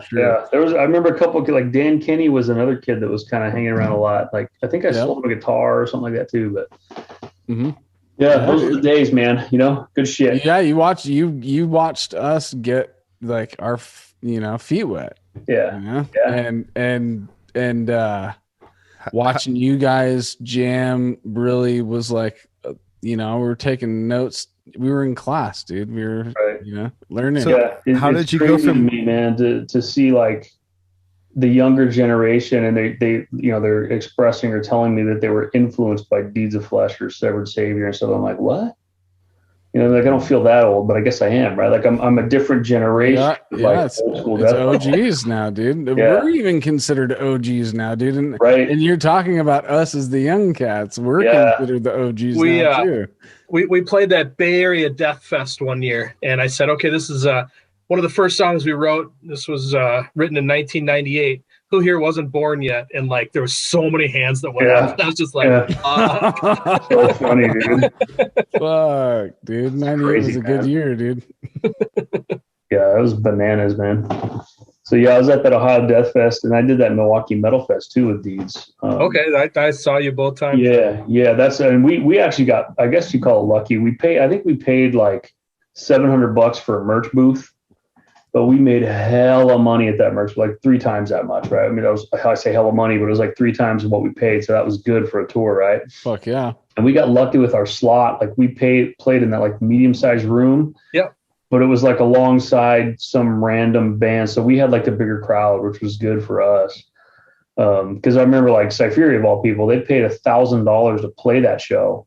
And they had to play like this little tiny room while King Diamond was playing. And I was like, oh my God. And of course I went to see Cypheria, right? As much as I wanted to see the fucking King, I was over at Cypheria to support them. But anyway, Deeds of Flesh, right? So then I did the 2 tours, United States and Canada with Deeds of Flesh. The second one was with Vader and Dying Fetus. And then, I can't remember the opener. I think us and somebody else switched. It's Fall of Carnage, I think it was again. Yeah, anyway, did that tour. And then that tour brought me through Concord, oddly enough. And then the Severed Savior guys were there, and they had thrown me a demo, like on the last tour or something. So I was like, oh, these guys are really good. We're going to play a show with them in Concord or something. So they ended up playing with us, and we played with them. And then after the show, Murray came up to me and was like, hey man, you live out here in the Bay Area? I says, yeah. He says, well, we're looking for a guitar player. Severed Savior. I was like, oh no shit. Okay. So we kind of started talking back and forth. And then at the time, I was feeling the pressure from the kid. I'd already had my son, and he was with my parents, and I was out touring and being a fucking shiftless musician, all that shit. So I sat down with Eric. I was like, hey, bro, I got to go take care of my kids. So I ended up quitting Deeds of Flesh, went down back to the Bay Area, started taking care of my kid, got a job, graduated high school, all that shit. Got my whatever it was, GED, and then ended up joining Severed Savior, and did just the 2 albums with them, Forced to Bleed and Brutality is Law. Yeah. And then that's really about it, man. That's kind of my claim to fame right there. And then I just kind of did my own thing for a while, man. I ended up becoming a police officer in the Bay Area after the Severed Savior thing. So I did that for about 10 years. Kind of floated around, messed around with a little bit of symphonic metal. I put a demo out with a band called Dawn of Morgana with a female singer. Always wanted to do that since I was a kid. I'd been like enamored by like The Gathering and Nightwish, bands like that. So I did a little project like that. And then out of the blue, Jesse called me and was like, hey, we want to do some like old school death metal style shit, man. And I was like, well, I'm your guy. And that was it. That's fucking awesome that you stuck with it throughout that whole time of not doing music. You still kept the chops up and still loved the craft and your instrument. So that's fucking awesome, dude. Yeah, I was extremely rare in my career field, obviously, right? Like there wasn't any like legitimate brutal death metal guys in law enforcement that I ever knew. You know what I mean? Like I knew some other guys who were like, we like metal, we like heavy stuff like Slipknot or whatever, right? The drummer of Internal Bleeding who passed away, he was a firefighter, wasn't he? Yeah. That's still it's a rare thing to have. Yeah, very rare. You got a guy from Red Cord. I think he's a police officer. Okay. Yeah. There you go. Yeah, I knew like one other cat from a local kind of progressive metal band called Unjust that became a sheriff. And then like the dude from Iced Earth, the singer, became like some cop out in Minnesota or something like that. But yeah, man. One of the dudes from Benum, I thought Pete. Maybe. Pete, yes. I still talk to that guy. He became a corrections officer, actually. Yeah. So he's like a prison guard, right? Very similar, field. But yeah, I just never. And then there was one young girl out of here that was in Casket of Cassandra or something, like some local band. She ended up being a cop in Texas, but other than that, dude, I was super rare. So like, most guys golf or fucking go to the gun range or like fast cars or sports or whatever. I was just a fucking death metal guy, right? And I was totally, dude. What can I do to support my fucking family and all this other shit? And I was always active and into fitness and, helping people and all that shit. So I got into law enforcement. I was able to do that. And it was actually kind of conducive to it too, because it was shift work, right? So I'd work, 4 days on, 3 days off, 3 days on, 4 days off, stuff like that. So I had a lot of time on my hands to jam and practice and write shit. Sweet, dude. So that's really it, man. I started kind of working on my lead chops and stuff like that. And then Jesse approached me and was like, "Hey, we want to do like leads and solos and shit like that." And I was like, "Oh fuck, right?" Like, I never really did that. I mean, I did a couple of them in Severed, but it was just like kind of improvised. And with Deeds, and we never did any solos at all. And I never really thought of myself as a lead player. I always wanted to be, thought I could be, but I never really thought of it as like what I did, right? So this was actually the first Sacrilegium was the first album where I actually tried to push myself as a lead guitar player. And I think I accomplished it. Like, and you guys talk about like Disincarnate and stuff like that. I was a huge fucking James Murphy fan, man. Like the solos he did like on Cause of Death, even like the Cancer album. All of his solos stand out. All his cameo solos, dude. Yeah, dude. Like on the totally know it's him, dude. Yeah, like even fucking that was it considered dead? Gorguts considered. He did a fucking cameo fucking solo on there. I was like, oh, this is amazing, right? And I even had him confused with a guitar player from Obituary. I think it was Alan West was the guy's name or something like that. And I thought he did that solo, but then I saw him live and I was like, that's not the solo on Cause of Death. Why doesn't it sound the same? I was like, oh, because it's James Murphy, right? And I was like, oh, okay. So then I started following James Murphy and just kind of like, he was my fucking god, right? Just his fucking staccato shit was like super fucking tight and crazy. And you got some lessons from him too, didn't you? Yeah. He actually stole me $40, that guy. But son of a bitch. Yeah, fucker. James, if you're listening, I'm gonna want that back. But yeah, we're gonna make a WWF video after this. Yeah. The guy lived in Oakland, man. So I went down to his house. I took some fucking lessons and shit like that. I took him to get a turkey bowl at Jack in the Box, and I was like, fanboy, right? And recently, like I still keep up with him on Facebook. Like he'll auction some shit off every once in a while. Like I bought a Cause of Death vinyl record. So it's like in plastic, signed by James Murphy and like all this other shit. And I was like, it's my favorite Obituary album, my favorite guitar player. And like, I've got it on my little fucking shelf over here. Paid like $300 for it. I'm like, fuck, this is amazing, right? So little fanboy shit. But, and that's kind of, that was my influence, man. It was always that kind of, melodic minor shit and, stuff like that. So the kids seem to like it so far. Yeah. James Murphy, he's out in, he'd come to our shows in Florida. Yeah, right? I think he's in Florida now. Yeah. Just randomly, like, I didn't. Yep. It's the guy with a baseball cap on, and like Matt would be like, "Dude, that's fucking James Murphy." I'm like, "Shut the fuck up right now." Yeah. He like had some cancer issues and a couple of like surgeries. We went to that. There was a benefit show for him. Wasn't that Ohio thing? The Severe Torture played a song. God, I don't remember what it was.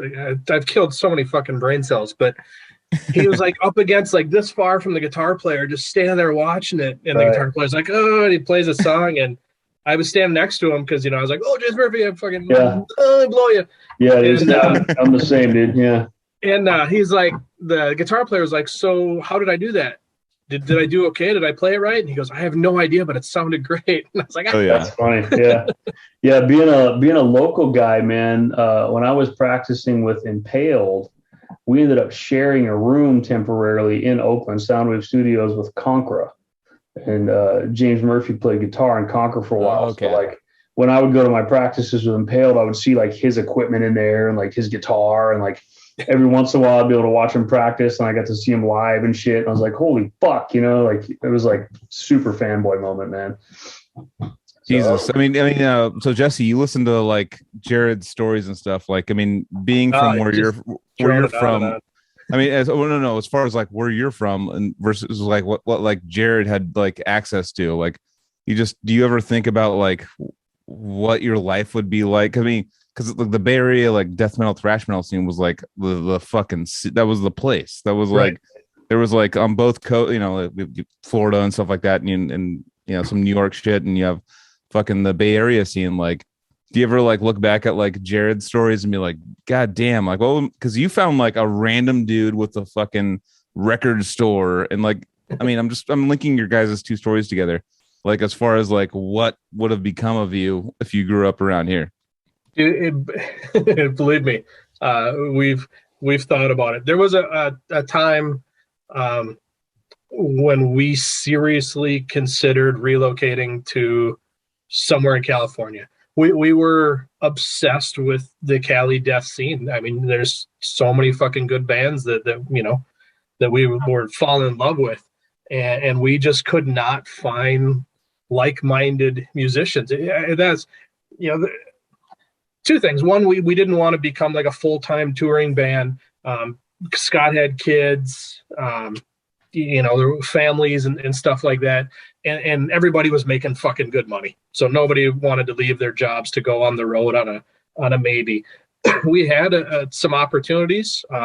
There was a South America tour with Disgorge that we were offered that we ended up having to turn down. But yeah, we went through, a number of drum auditions and people coming in and doing skank beats and stuff. And there was one deathcore kid that actually could do it, but he was like, no, I want to do deathcore stuff instead. And, can't blame you. So yeah, the answer to the question is definitely thought about it. We wanted to. There was a time when Scott's relationship with his wife was kind of on the rocks, and I'm fucking, let's do it. Let's fucking do it. Yeah, right now. Now the time, right? Yeah, exactly. So that's why ultimately, why we ended up getting Darren to do drums is, we knew he was capable. He was fucking crazy. We knew he could do whatever we wanted, and it was fucking ridiculous. So we sent him guitar tracks, and like 2 days later he has almost the whole fucking album programmed on a drum machine and sent to us. And again, 2003, 2005, whatever fucking timeline that was, drum machines were like, you had to fucking hit the button in time and do half a song and then save it because there was no memory. I mean, so the work ethic, we were like, holy fuck, this is insane. So we were like, okay, change this, do this, we like this, do that. And he's like, okay. And then I swear to God, it was like 3 more days later, here's all the fucking recorded drums. And we're just like, holy fuck. Jesus. Like, it was insane. Yeah, that guy was an animal, dude. Erlen, actually, we were on the SMN forums, Yeah. Your name was like Jesse and Sin or something, right? Yeah, I think so. Okay. Sin vocals or some shit like that. I don't know. I wasted way too many fucking hours, weeks, months, years of my life on that fucking. Totally, dude. I used to take my lunch break and just, dude. But I got so many gems of like music recommendations from that place. It was all the assholes, dude. All the fucking the trolls before they were called trolls, dude. Yeah, you guys have talked about this before. The Decrepit Birth forum was fucking. That was it. I mean, there was. It had to be changed. Matt didn't even want his name on it anymore. It turned into the death metal discussion. Dude, to this day, if I see that coma dude in public, I'm gonna punch his teeth down his fucking throat. I swear to fucking God, dude. Well, I remember Matt would like just invite him to shows and stuff. And be like, dude, like, I mean, not like it wasn't. But I think Coma took it as like he thought he was gonna be jumped kind of thing. But like Matt, I would 100%. Actually, he was after me. Like there was a while I didn't, there was no like nowadays, like with how social media works, like you understand what's going on. You get on the vibe of what's like what people are doing and stuff. But this was like almost pre-social media, like fucking like MySpace had just started. Like this is like I'm in forums and people are going like fuck Joel. And I'm like, why? Like Jesus, like what I mean? Not people would like be personal and be like, and all of a sudden you have to react to it. And you're just like, I was working at Circuit City at the time. I was like on my but we had like an internet browser like on our fucking computers, every computer we had. So I could just go on it and just see it. And it was like, so it's constant all day long while I was at work and stuff. And I was like, just basically just reacting to the troll shit, yes. Like just walking right into it. Just like, well, what's going on here? And just like walking directly into like the fucking, the hate that there has become like YouTube comments or something like that. Like just not even knowing what I'm doing. You know what I mean? And just been like, well, fuck you, dude. The best fucking story ever. They added tags. So you could put tags under things. It was like pre-hashtags, whatever. Right. And there was a dude on there, Roman Teneman. Oh God. Yeah. From, what's the band? I don't even know. No, he was in Phil from First Fragment. That band with him. That's where they started. But anyway, probably a great guy. I don't know him personally. No, I didn't like him at all back in the day. I did the not. Story was it Depulsed? The story was so you could do tags, and his name is so obscure, but yet the tags you could search them on Google or whatever, and they would come up. So people just started making all these fucking random tags. And there was like Roman Tenement must die, fuck Roman, whatever. Yeah. And one of them was like Roman Tenement does drugs or something. And he said that he went to a job interview and they Googled his name and found that. And because of that bullshit, he didn't get the fucking job. Whoa. And this was like, before MySpace, like you said, before Facebook, before, anything. Employers could do that thing. And so like, oh my god, that forum literally ruined fucking lives. That dude, that poor bastard could probably be a fucking millionaire by now, or whatever, driving a Lambo, but SMN News ruined his life. God, Jered, did you ever jump on that shit, the SMN News shit? I've never even heard of it, dude.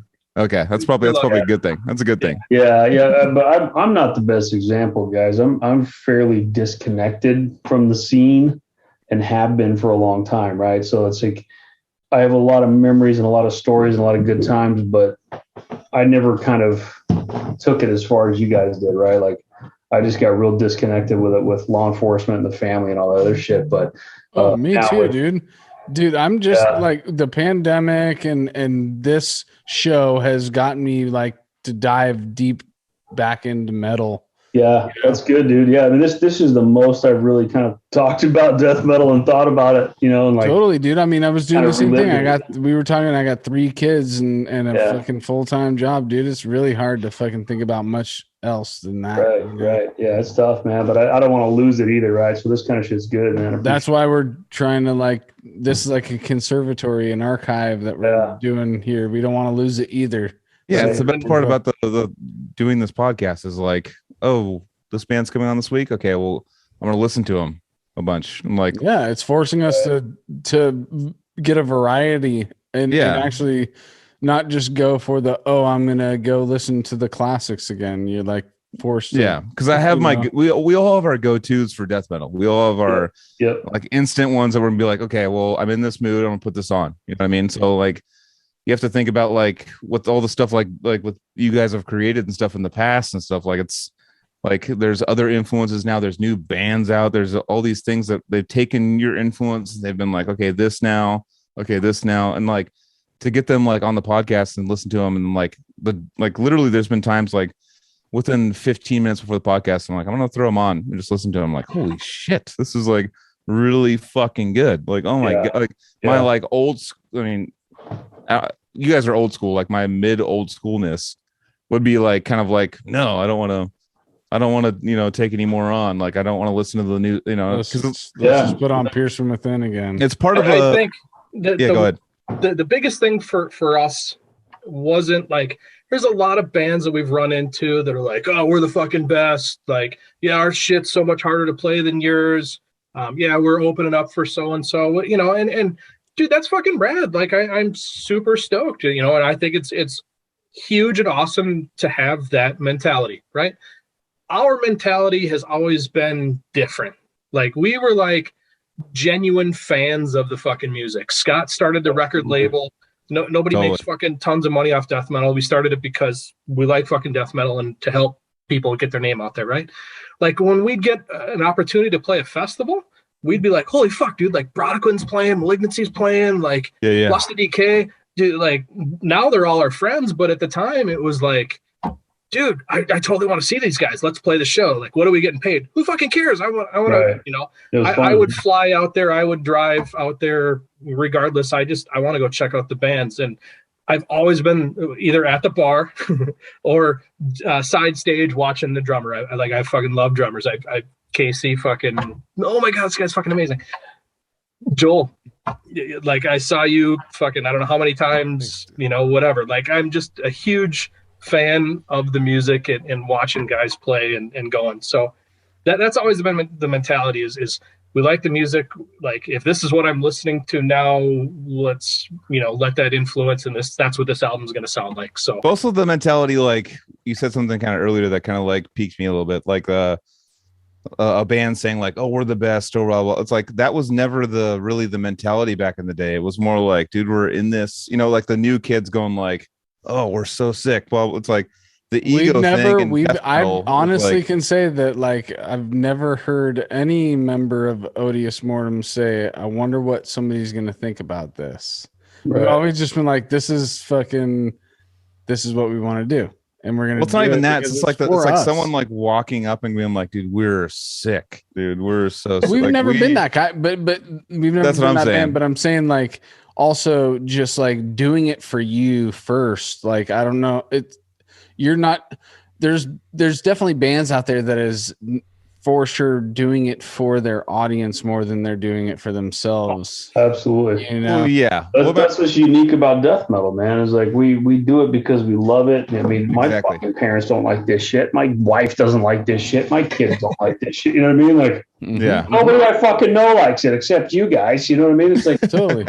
except other death metal fans, right? So, but you As know, far when I as was writing for this symphonic metal band, I tried to write shit that was a little more radio friendly, but I still couldn't do it. It still became a little heavier than what those bands are, right? Mhm. Yeah. Because I just wrote more shit that I liked, right? But that's I think just the for way us it and the brutal technical death metal or brutal death metal or however you want to fucking label it, we all know that it's not mainstream. We all know it's not going anywhere. We all know that we've played, so many shows, and one night you'll have 50 fucking people, and the next night you could get lucky and have 300, whatever. Like, we know that. But I see it so much more in like the Suicide Silent type band. I just label it as deathcore, tech death, whatever. The younger kids are like, I'm gonna fucking make it big. Like, I'm gonna make a ton of money. Yeah. They think that it's gonna be the future. And Well, I think it's the mixture of the social media and the ego and the likes and all these things like mixed in with music. You know what I mean? Like, it's people are trying to brand themselves with something nowadays to be seen as something bigger than, they want to be like, they want to be an influence. Not necessarily an influencer, but they want to be like, they see bands that are getting all the social media attention, and then it turns into an ego and like starts speaking like it's like this like internet ego that you start building. You know what I mean? Do you think that MySpace was a big influence was pretty on old that kind that of mentality in music? Yeah, I think it was the influence, but I think it was like there was bands that made it off MySpace because they got a bot that would fucking generate likes, and then from that they got signed to a label. Totally. That's cool. And I've said being ego signed or doesn't mean something a shit couple anymore, times. man. It doesn't. It's like I don't even know if it's ego. I think it's just being misled. But to be signed, Yeah. at least like you're gonna get some distribution. Your art's gonna yeah, you get a little bit of that. That's it. I remember That's back in the day, it was like, oh, you're a signed band. That's fucking amazing, right? Like that was the goal, right? But now it's just kind of like, I don't even know And if I if wanna you, do that. but then you end up getting to our age, and you realize like the whole reason why we're in this is we're artists. We like to make art. So Right. and also being an artist, you have somewhat of an ego to where you want to put it out into the world. So who else is better to fucking do it than not me? Fucking How somebody else else are we put it gonna out live forever, man? You know what I mean? I Like, just want to get paid or not lose money to travel and go fucking drink and throw up in different places. Yeah, That's my fucking. Right. We just want to be even. Let's just go be even. Break even, and fucking make art, go play travel. art, Like we've and saved party our with money. our homies. Dude. Yeah, That's we've literally saved our it. fucking money. We've done our thing. Like, I just don't want to be negative. Like, let's just not go. I don't want to have to, pay money to do it. I just wanted to fucking wash out to where I had a good time with my friends. We played music. There was people that were down, and fucking boom. It's like you got to go negative. Like, if I have to pay that $5 negative, I'm like, shit. Right. That's fine, dude. Come I'm just on kidding. now. It's like, I mean, just you want to pretend like like you're doing it, like you're getting like. I mean, also too, you're getting fed and stuff like that. So like, there's things like that you're getting. Yeah, sometimes depending on your buyout or if you have one or if there's. Do you remember that one place in Texas that gave us the empty fucking water jugs with the pull off nipple on the top, and we were able to fill that. We were able to fill that with Bud Light, and that's all we got, dude. Was just that with Bud Light. I would just fucking down it. Dude, that's what we're doing, Yeah, dude. We're playing pool, and I'm like sucking Bud Light out of a nipple. The 9th night of having Little Caesars pizza in a row is fucking old as fuck. Totally. But it's all worth it, dude, because why we're fucking laughing while we're playing pool, while we're sucking totally on the nipples of Bud Light. And that's why you run in there and you use the women's bathroom when you show up, because you want to shoot that fucking Little Caesars fucking like acid that you just fucking ate for 3 nights in a row. straight Every through your show is body. a mad dash into the venue to hit the bathroom first before fucking everybody wipes it out. Exactly. New Orleans, I blew that shit backstage, dude. Our first tour was with Internal Suffering and Stab Wound. Who's the other band? Emeth. And nice. Oh yeah, which was Brutal Band's band, their first record. Yeah, so was a blow, at the time. It blew my mind the first time I heard that shit. Oh yeah, Emeth, I heard Amoth, Emeth, Emeth so far. There's no O in Emeth that fucking name. You just said Emoth. I've heard people say like so many things. Amon Emeth. We had been, obviously drinking way too much or whatever, and get to this gas station. Andres from Internal Suffering has to shit. So he goes fucking running into the bathroom, his truck stopped, and we go walking in there, and there's all these stalls, and then there's just him sitting there. There's no fucking stall door, and he's just blowing that motherfucker up. Like holding on to the bottom so he doesn't fly away, Dumb and Dumber style. We're just like, hey, he's fuck you guys, get out of here. We're like, there's a high percentage of people who did a full scale tour across the country and hit a bathroom where you're shitting and somebody can see you shitting. Yeah. Like for example, again, New Orleans, the morning shit of that night shit that I just brought up. The morning shit was at a bar that was cleaning up because it's 24 hours. I find their bathroom no lock, dude. And of course I'm shitting and fucking dude just boom right through the fucking door. I'm like, what's up, dude? Taking a shit, dude. I've been in Europe where there's the toilets that face each other. Oh, dude. Face each other? Yeah. In Germany, it's a fucking pay toilet. So if you don't have any fucking change, you got to run and make change and then try and go in there. Oh my God. You got to be fucking kidding me, dude. So you're telling me that you could be shitting at the same time as another dude just face to stare him face? straight in the eye. Just stare him while everything's coming out, just look at him, just be like, what, dude? I mean, eventually everybody's got the shit face. Eventually you got to just strike the conversation, Right. I mean, you gotta say something. I think it would be easier to break the ice, dude, and just fucking talk, because it's weirder to try and not. Let's just stare at each other and actually talk to each other. Got to break that brown ice. Yeah, exactly. That's fucking crazy, dude. That's so weird that they have that situation. It's more like it's more function over fashion. It's like two people can shit at the same time, or you can have a nice little onesie. But like, if two people can shit here, then like, why don't we just put them facing each other because of the plumbing? Or it's like it's a function over fashion deal. When we played in Indonesia, there was a shit stream, so you had to step over the shit stream. It was a big communal bathroom, and they don't have toilets, so there's just holes on the floor all over, right? So you have to I'm all hammered, and I come walking up, and I'm like, oh, don't want to fall in the shit stream, so I had to step over it or whatever. We go walking in there, and there's 15 dudes all sitting there shitting into holes in the ground with their pants down. And it's like I come walking in like, oh, hey, they're all laughing, and everybody fucking turns and looks at me, and I'm face to face with 15 dudes shitting in the ground. So are they holding their phones and shit? Oh yeah, squatting, holding their phones forward so they don't get shit in the pants. Just it was definitely a different environment than my shit take too long for that. I wouldn't be able to kneel there for that long. I'd be like, nah. We had so much beer, dude. It was coming out. It didn't matter. I would just go outside, probably adapt to the culture, dude. When it comes to that, I'd go outside and just like fucking wall sit on a fucking tree and just fucking shoot one down a tree. You know what I mean? Key to tour survival is bringing fucking flushable wipes everywhere you go. Oh yeah. Dude. I got Gold Bond. I got fucking Imodium so I don't shit myself. Flushable wipes. I got it down to a science now. Everything has to do with your butt, dude. It's like some clothes and then butt stuff.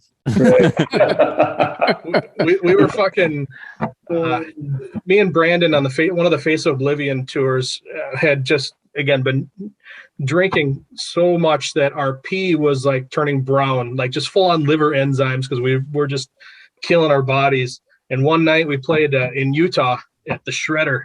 It was like a skateboard ramp and shit. Anyway, me and him were full on doing battle shits, like fucking tag in, he goes in and shits, comes out, tags, I go back in, just back and forth all fucking night. It was the absolute worst. After that, I'm like, all right, I'm done. I'm fucking getting a shit pack that I can bring. I've played Shredder before, dude. No Oh way. yeah. Oh, you played that? So it's like a Yeah. skate park in Utah. Yeah, it's like a venue with the skate ramp in it. Yeah. Yeah. I remember Okay. that shit. It's kind of like What, Petaluma, like the they Phoenix hire Theater. skaters to skate during shows and shit. I think it's one or the other, more or less. Yeah. We did play a skate park one time, and it was in Missouri, and we didn't have AC in the fucking van, and it was August, and I'm literally driving the van in my fucking boxers, chugging water because I'm just so fucking dehydrated. And then we get there, I'm like, oh sweet, get to the venue, it's AC, and then we walk in, it's a skate park, and I'm like, fuck. It's so humid that they're fucking squeegeeing up puddles of water on the floor because it's so fucking Jesus. humid. Mm, And then we had to play on top of the ramp, and they had the lights right there. So the lights were just fucking 2 feet in your face. And people were standing outside because it was like 15 degrees cooler, just like this, watching us through the window. That was in like 2002. And I'll still run into random people like, hey, I saw you play at that skate park. I'm like, oh my God, you must have been one of the guys outside. God. Summer There's been tours are gnar, dude. Yeah, there's been shows where it's like we played with Suffocation one time in like North Carolina or something, and it was like 105 outside. It was like 122 inside. It was like Oh yeah. like a fucking like it's not survivable kind of thing. Yeah. But like we're just like whatever. Just we were all chugging water and just like immediately like first song you're just covered in sweat. You're just like okay. Yes. You have to, and also the dumb mistake of like us going like, oh, we're on tour, let's drink before.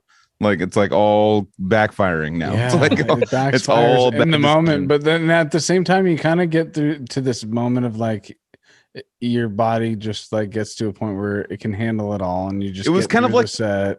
It was a challenge. Like with Cepho and us were just like, let's fucking do it, dude. Let's see if we can. It's like I mean, I like literally I 120. think it's because inside. I wore sandals, dude. I'd let the heat Yeah, fucking you- come out the bottom of my A feet. white dude. t-shirt and sandals. yeah. No, I mean, like if you were nude, like you had pretty much the same. Like you were like still like your life was in danger. Like it was, G.G. Allen set.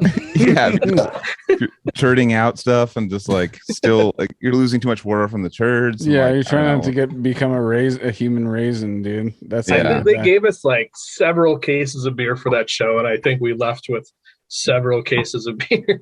Yeah. Nobody wanted to drink. We were so Everybody's just drinking water, yeah. Which is a smart Fuck. thing to do in that situation. So Jered, I kind of pick your brain about brutality is law. So that was like, because that was only you playing guitar, right? That was not Mike Hamilton at all, and that was only you, right? Correct. Yeah, Mike Gilbert. Yeah, it was. Said Mike Hamilton. Yeah, he's a Would Mike say Hamilton, Yeah. he definitely did not play guitar on that either. He So did dude. Mike not. Hamilton did not play flute on that one. Did not put his foot on that. He was not the drummer. Yeah, that was me. I did all the guitars, both tracks on that. And I only did one guitar track per channel. Like I've never been one of these, 4-track per guitar thing. Like I just never really bought into that. And most of the producers I worked with never bought into that either. But as far as I went was I would like switch my pickups from like the low end pickup to the high end pickup when I did the different tracks. Mhm. But that just kind of came about because I ended up being really the only guitar player at the time. I ended up kicking Mike out. Actually, it was kind of my decision, which was terrible. Like in hindsight, right? Like, I've actually talked to him since, and I kind of apologized, and him and I had a good conversation. So we're buddies still, whatever. But when I came in, me, Murray, Dusty, Troy, we're all kind of more straightforward, kind of brutal death metal. Mike just kind of had these kind of weird ideas, right? And it just wasn't really in line with what I was thinking.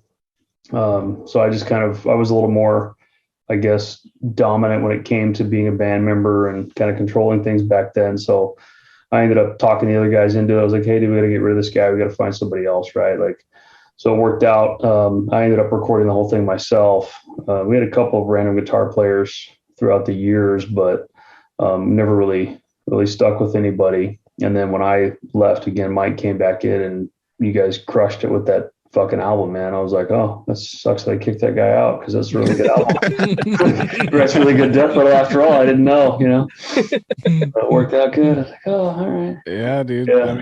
I mean, I was more of an afterthought with the vision of that album, just because of circumstances that happened. But Sure. I was super, super honored to be a part of that and glad that I got to contribute and still be able to say that if Severed ever does anything again, dude, I'm still the vocalist, dude. Yeah. So Mike and Yeah. Troy get the fuck on it, dude. Let's Right. fucking follow up, dude. Yeah. So I told Mike I'd play guitar if you ever wanted me to, man. So just let me know. Fuck yeah. Boom. No, in the Oh, that's cool. That's I didn't know that. That's good. Yeah, there's that too. it's like, did Just you for mute fun. Jesse on that one? Did you mute Jesse on that one? But Yeah. Yeah, Mike is such a he's hard to follow though, man. Hold on, I'm fucking going Oh, yeah. on Facebook to try and find some.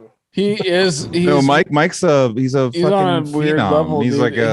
like most people that are like that are are super intelligent geniuses Yeah. that are like maybe hard socially to connect with and stuff. And that's that's and a when, lot of people are. when you hear him talk about Al Di Meola and all this shit and how deeply he was into that, like Totally. of course that's gonna translate into how he plays. But I mean, Jered, like what I was getting at that question is like that was like literally like Brutality is Law was like for probably a year and a half, 2 years was like my most listened to album. and there Like, was some serious hype on it before it dropped too. There was some anticipation, even as somebody who had watched it be developed, and and all that shit. Finally, when it dropped, like I knew, like there was a lot of people waiting for it at that time too. No, it was sick. Yeah. I mean, it just totally like it just actually it meshed the technical with like had a catchiness to it too. Right, it was like it was very catchy. Like it wasn't like too much, it wasn't too little. It was like right in the middle of just like it just besides Dusty saying Brutality is the best twice. No, I've said it many times. There's so many catchy riffs on that fucking totally. album, dude. No, seriously, that was like that fucking dude, that shit fucking like literally was like when I was getting into the technical death metal like world, you were the guitar player of that band. That was, Mike had already left and stuff. Like when actually, Severed Savior was the first one. When I went to their website, because I kept seeing their shirts everywhere at every pound show. Everyone had like there was like 9 to 20 people with Severed Savior shirts on, and I was like, okay, oh, it's a local band, cool. At first, I was like, oh, it's a local band, tight. People are supporting their scene, it's tight. And I just kept seeing them, and I'm like, I'm gonna go Google or not Google, I don't know. I looked it up, like severedsavior.com. Ask Jeeves. Jeeves. Web crawler. yeah.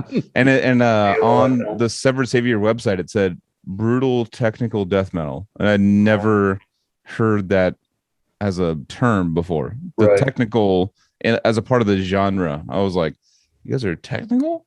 Like, all right, like what's going on here? Like, how is it? And I was like, oh shit, I'll check it out. And that album had just come out, and I was like, holy fuck. Like it was like literally like your guitar playing like was like in my ears, like in the beginning of me getting in the technical thing. Like it was like you guys decapitated Spawn of Possession was like pretty much the beginnings of that. Yeah, and that's the way you're describing it is literally how we wrote it. Like we were like, we want it to be as technical as we can play and challenge ourselves, put ourselves a little bit outside of the box, but we want it to be memorable, right? Like I even wanted people to be able to sing along with Dusty's choruses. I know we were talking about not writing for people, but the way he delivered it, it's memorable. You can hear him say things, you can hear him say brutality is the law, shit like that. Or you can hear him say buried again, all this, like it's there and it's memorable. Totally. Dude, that 1 by 1 song is no fucking joke to sing. Oh yeah, dude. So many layers on that to try and hold that shit out. My fucking lungs want to just blow up. I know. I really every time I hear that song, I go 1 by 1. I do the whole thing. Yeah, driving in the car or whatever. Yeah. It's like singing along to a fucking radio hit. It's crazy, man. Like that would not be. And I wrote probably 80%, 85% of that, right? But it would not be. And I've never been this way with music, like claiming it's mine. It would not be that way if it wasn't for the 5% that Murray did, or the 20% that Murray did, or the 10% that Troy did. Like even if like Dusty goes, hey, just extend that riff one time so I can put a different pattern to it, the song wouldn't be the same without that. You know what I mean? So to me, it's a collective work by Severed Savior. It's never just the one guy in the band that does it all. I've never been into that, man. Like. Totally. Murray and I wrote a lot of that kind of together and arrange it. Like I wrote a lot of the riffs, but those guys would kind of produce it, right? And Murray was a big factor in that. You gotta look at it as like a sculpture, dude, and it's just clay that doesn't dry. And there's a bunch of us that are molding it, you know, into its final product before we throw it. When we started, Scott would just fucking come to practice and go, all right, I got a song, and here it is. And I would come up with riffs, and fucking Mike, our bass player at the time, would come with riffs, and he'd just be like, oh yeah, okay, cool. And it was just thrown out. That's ultimately why Mike quit. And on Anatomize, I full on had to put my foot down and go, you're going to fucking use my riffs. Like, we're going to fucking sit. And I have one song on there where I actually fucking got like 4 riffs, and I got to help work on it.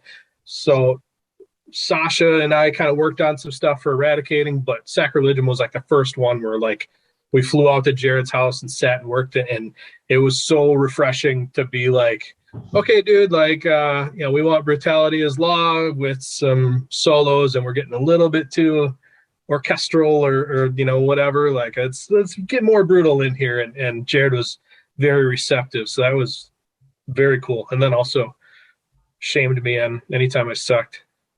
Well, dude, that's cool thing too is like being in person. Like I know that like it's obviously a thing that people are very capable of writing a great record through the internet, but being in person and like getting like body language and just energy in general, like to create something. It's also really cool to fucking. We're also like bouncing stuff off each other. Like if you have that connection with people where you can bounce stuff off each other, show them the shit, be like, if they say it sucks, it sucks. Like I'll take it in. It's not going to be like this fucking what's going on? Yeah, no, you got to take it as like, okay, we're going to collaborate right now. This is something we're all a part of in this room. Totally. Everybody gets a say, and let's make it something. And the bouncing off the thing too, like really helps. I mean, like it also like sometimes there's these connections where you like play a riff, they take it, do something, blah blah. Like all of a sudden, like it turns into this like journey of something completely different. And we've all had that moment where like all of a sudden everybody's like, yes. And then that feeling right there is what everybody's driving for every fucking time they're writing, dude. And then you walk out of practice and everybody is humming that same riff. You're like, dude. Yeah, go to sleep that night because it's still there, dude. And you're just like, yes. I had a real tough time with Sacrilegium as a guitar player because, typically I'll write guitar riffs with a drum beat in mind, right? And it's just me in my fucking bedroom, and I have Superior Drummer over here.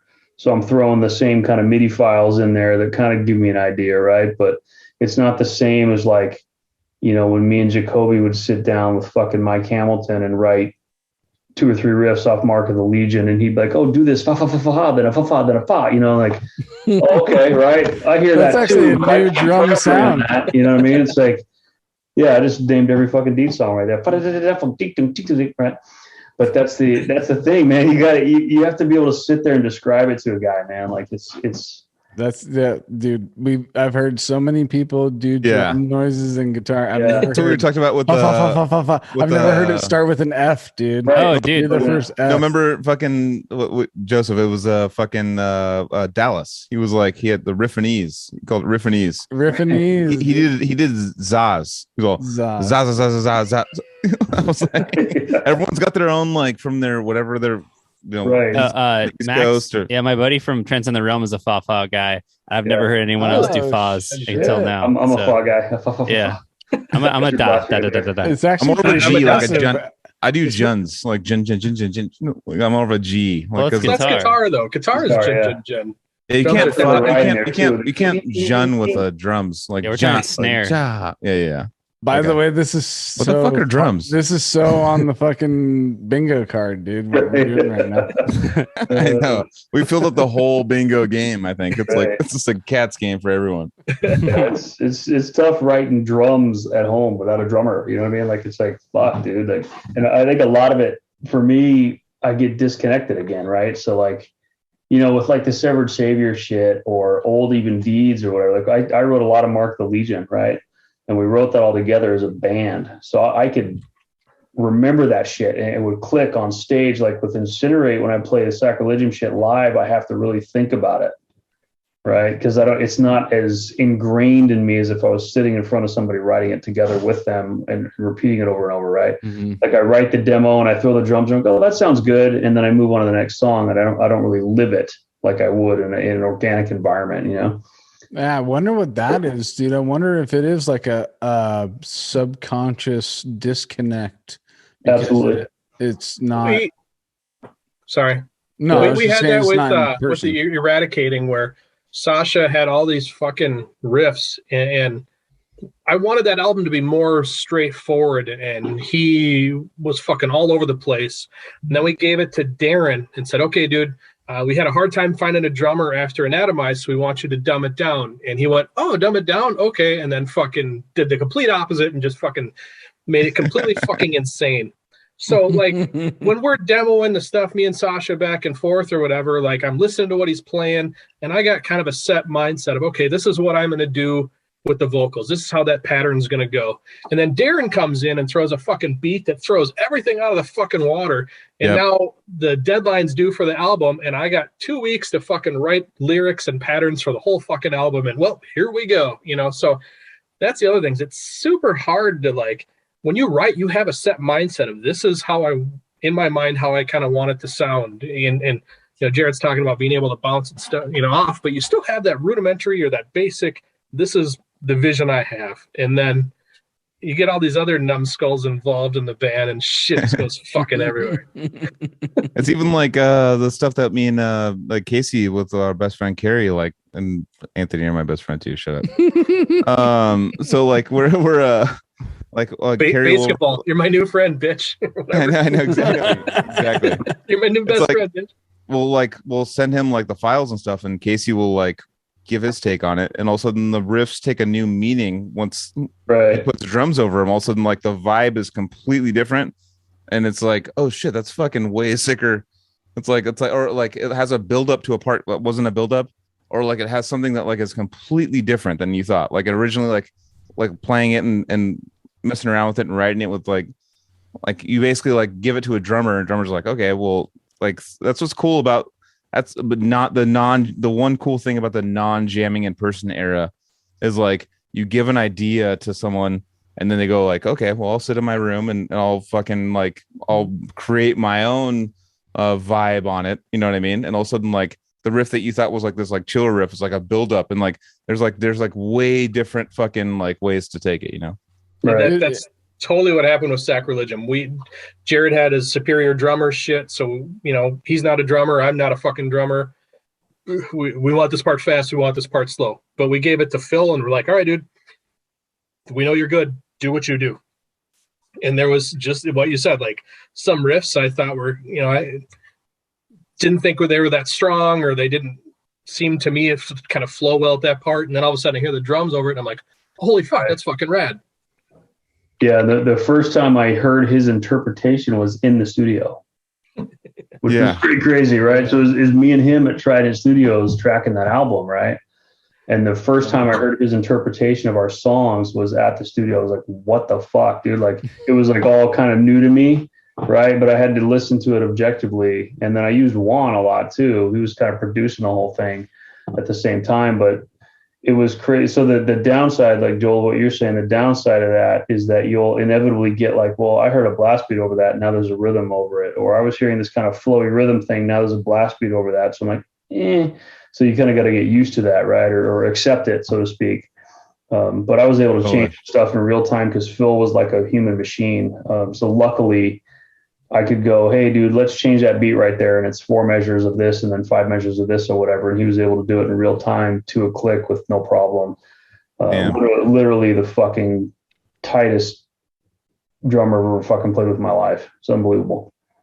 Oh, yeah. Hell yeah, dude. That totally, like, it's crazy, like, you know, being on the strings for so long. You don't really understand, like, how much percussion can change the complete vibe of a song. Like, absolutely.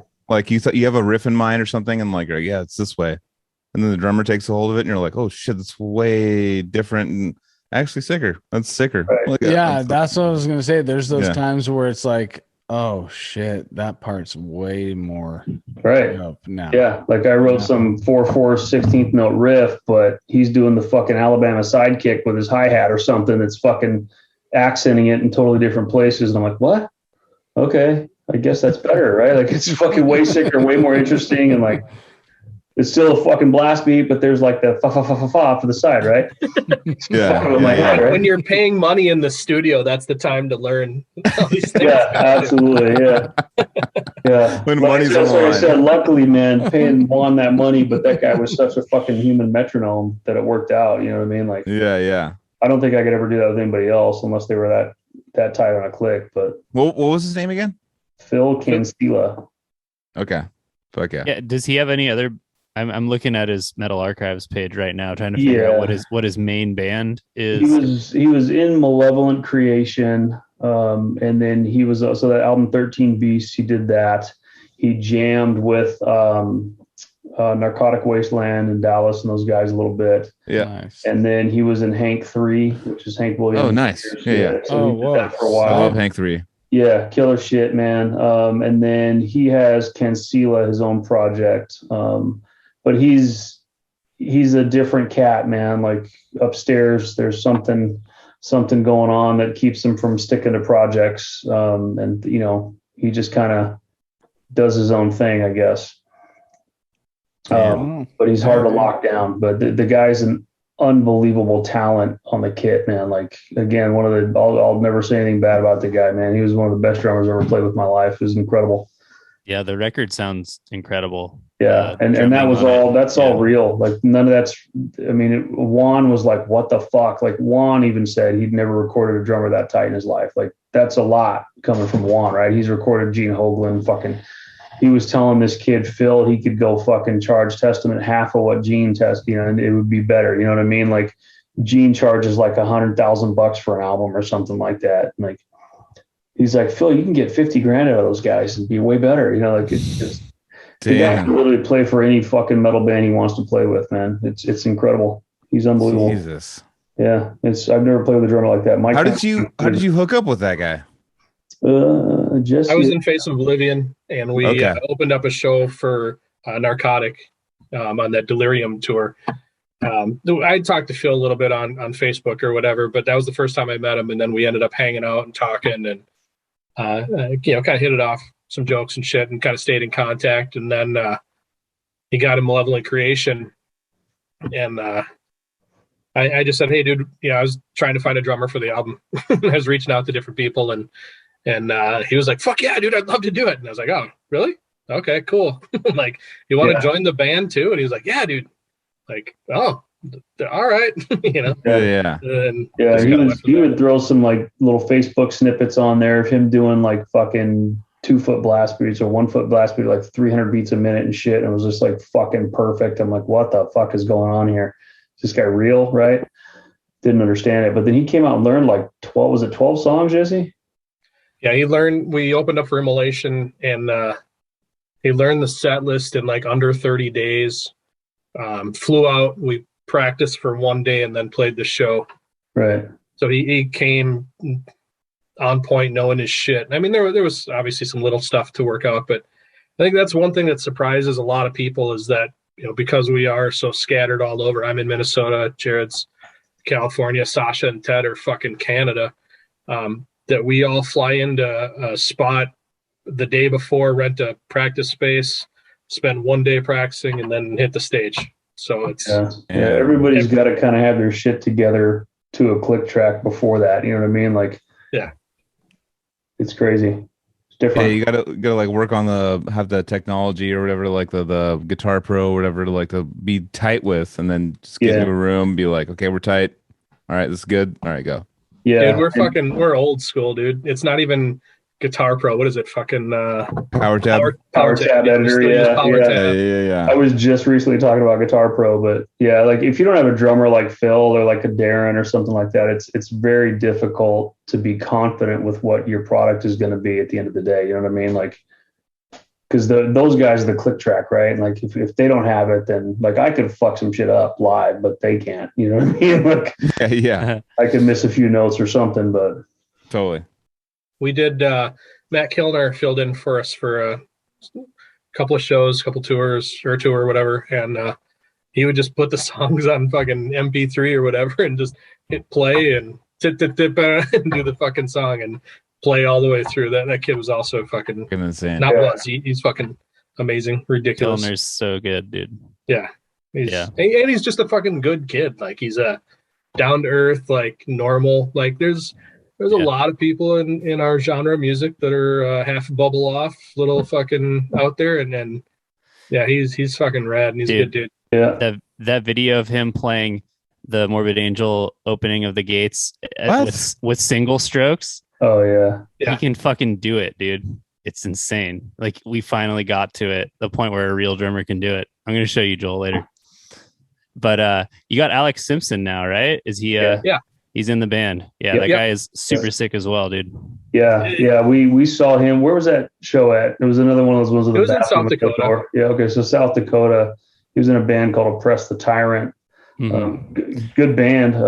They're really sick too. Yeah. Yeah, they're a good band, man. Like kind of brutal, slammy shit, real good.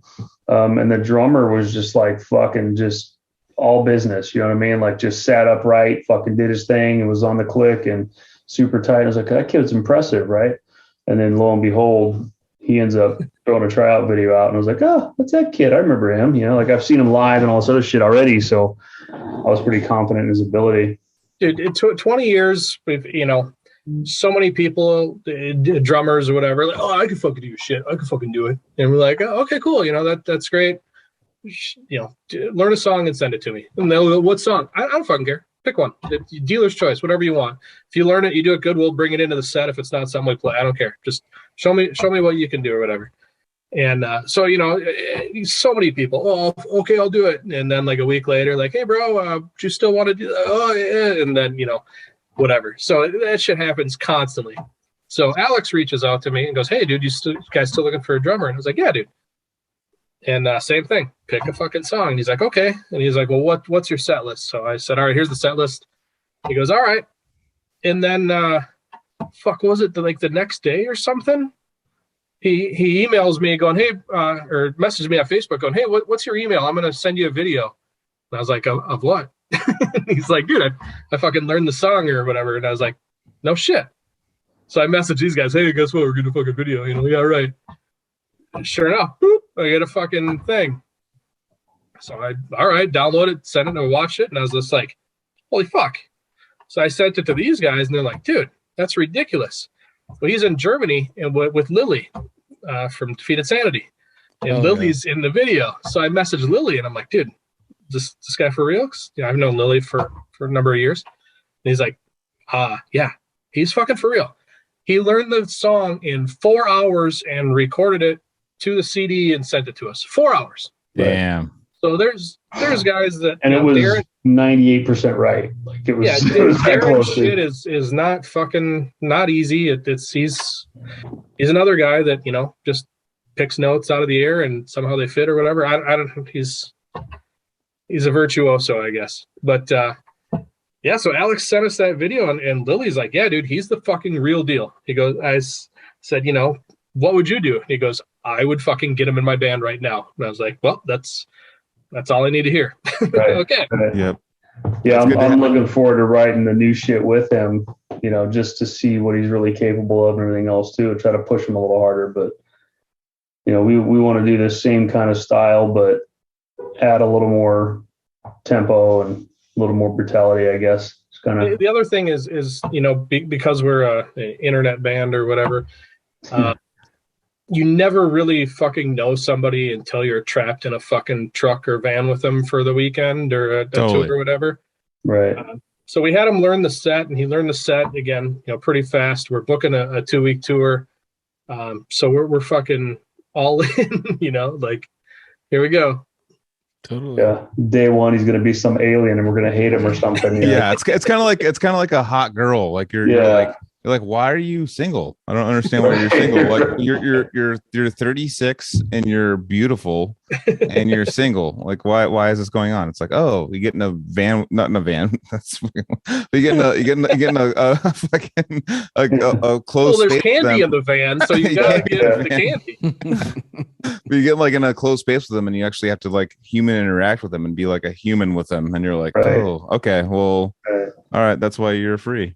Right. No, I've known him for a number of years and hung out at the bar and stuff, and you know, I've seen him fall down drunk, and everybody's seen me fall down drunk, so I'm not expecting anything, but there's been some other members that I've gone through that like, I'm gonna leave this motherfucker on the side of the highway right fucking now. Yeah. And frankly, I'm too old and bitter to tolerate that. It's just right out the van and just go get a hotel room. You know what I mean? Well, it's sick to hear that you guys are keeping it going. And dude, Jesse, your vocals on the new one, I mean, suck. Yeah, I know, dude. I'm sorry. Yeah, Jesse, I actually was doing this podcast to be like, fuck you, dude. Yeah. Let's bring this guy on to fucking shame him. The original member. No, it's super sick, dude. Yeah. How did you I like your placement.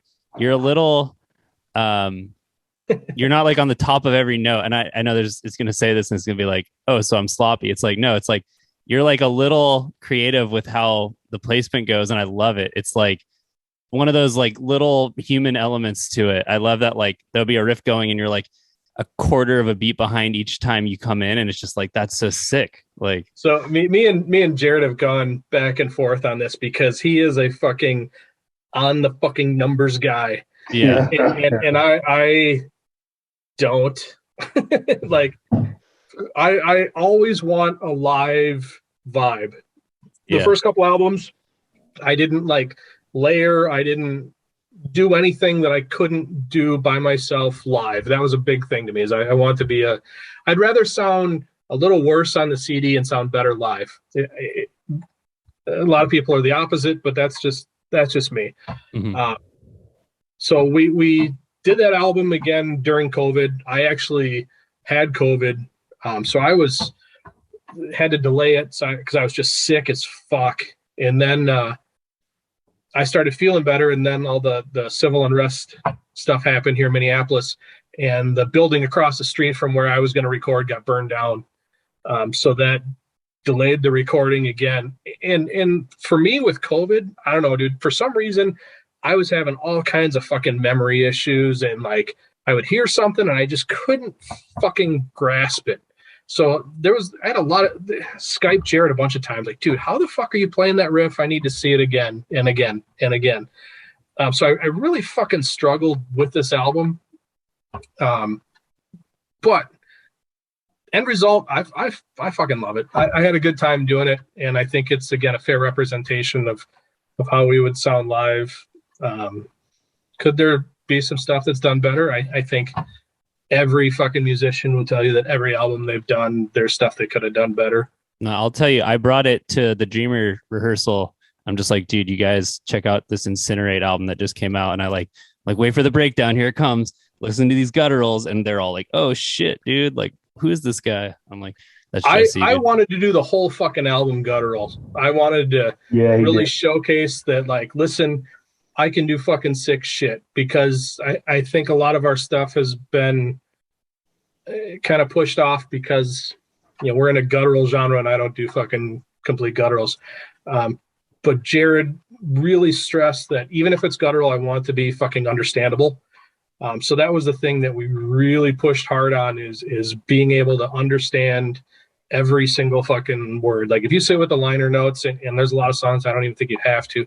Again, I'm biased because I wrote the fucking lyrics and I know what the fuck I'm saying, but I really think that a lot of it is understandable. I noticed that, on like Trumpets of War, I like heard you say like, and now like the war is about to start, or like I forget the actual words, but I'm like, oh, I actually hear what he's saying. Yeah, exactly. Oh, he said the war is about to fart. Yeah. No, but it's dude, we got a collab, bro, is what I'm trying to get to. Yeah. I'd love to. I'm totally down. The other thing is that was really challenging is this is a big concept album, so I wanted to tell a whole fucking story.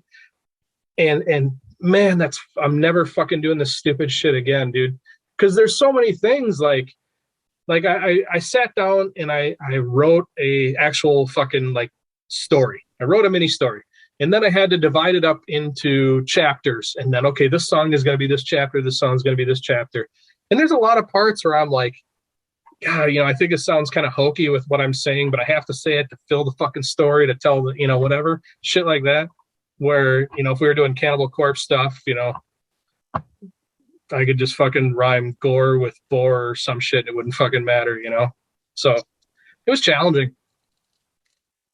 Well, again, you just fucking knocked it out of the park, and everyone should go listen to that shit. Thank you. And yeah, listen to it. Yeah, definitely. And the guitar player is pretty amazing too. I mean, it's just it's like mainly the guitar player, like from. I'm just kidding.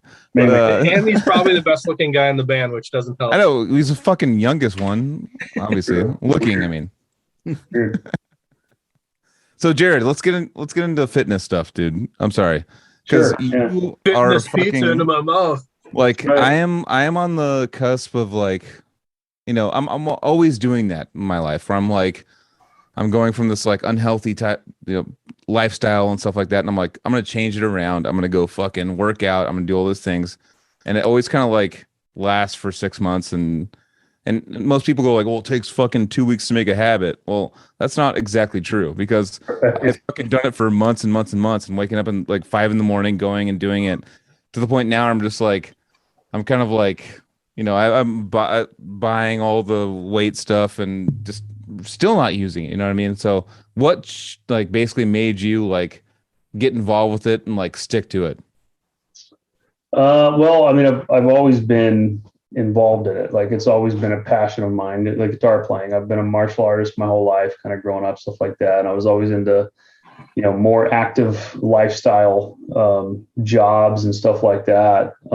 But recently it was really just the whole, like it was like a crime of opportunity, right? Like the pandemic happened. I couldn't really go out to eat, couldn't do anything.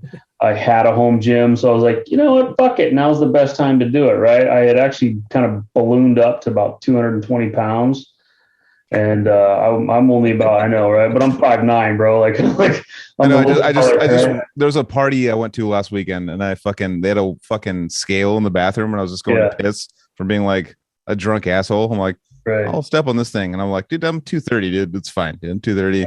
It's fine. I was 252. Dude.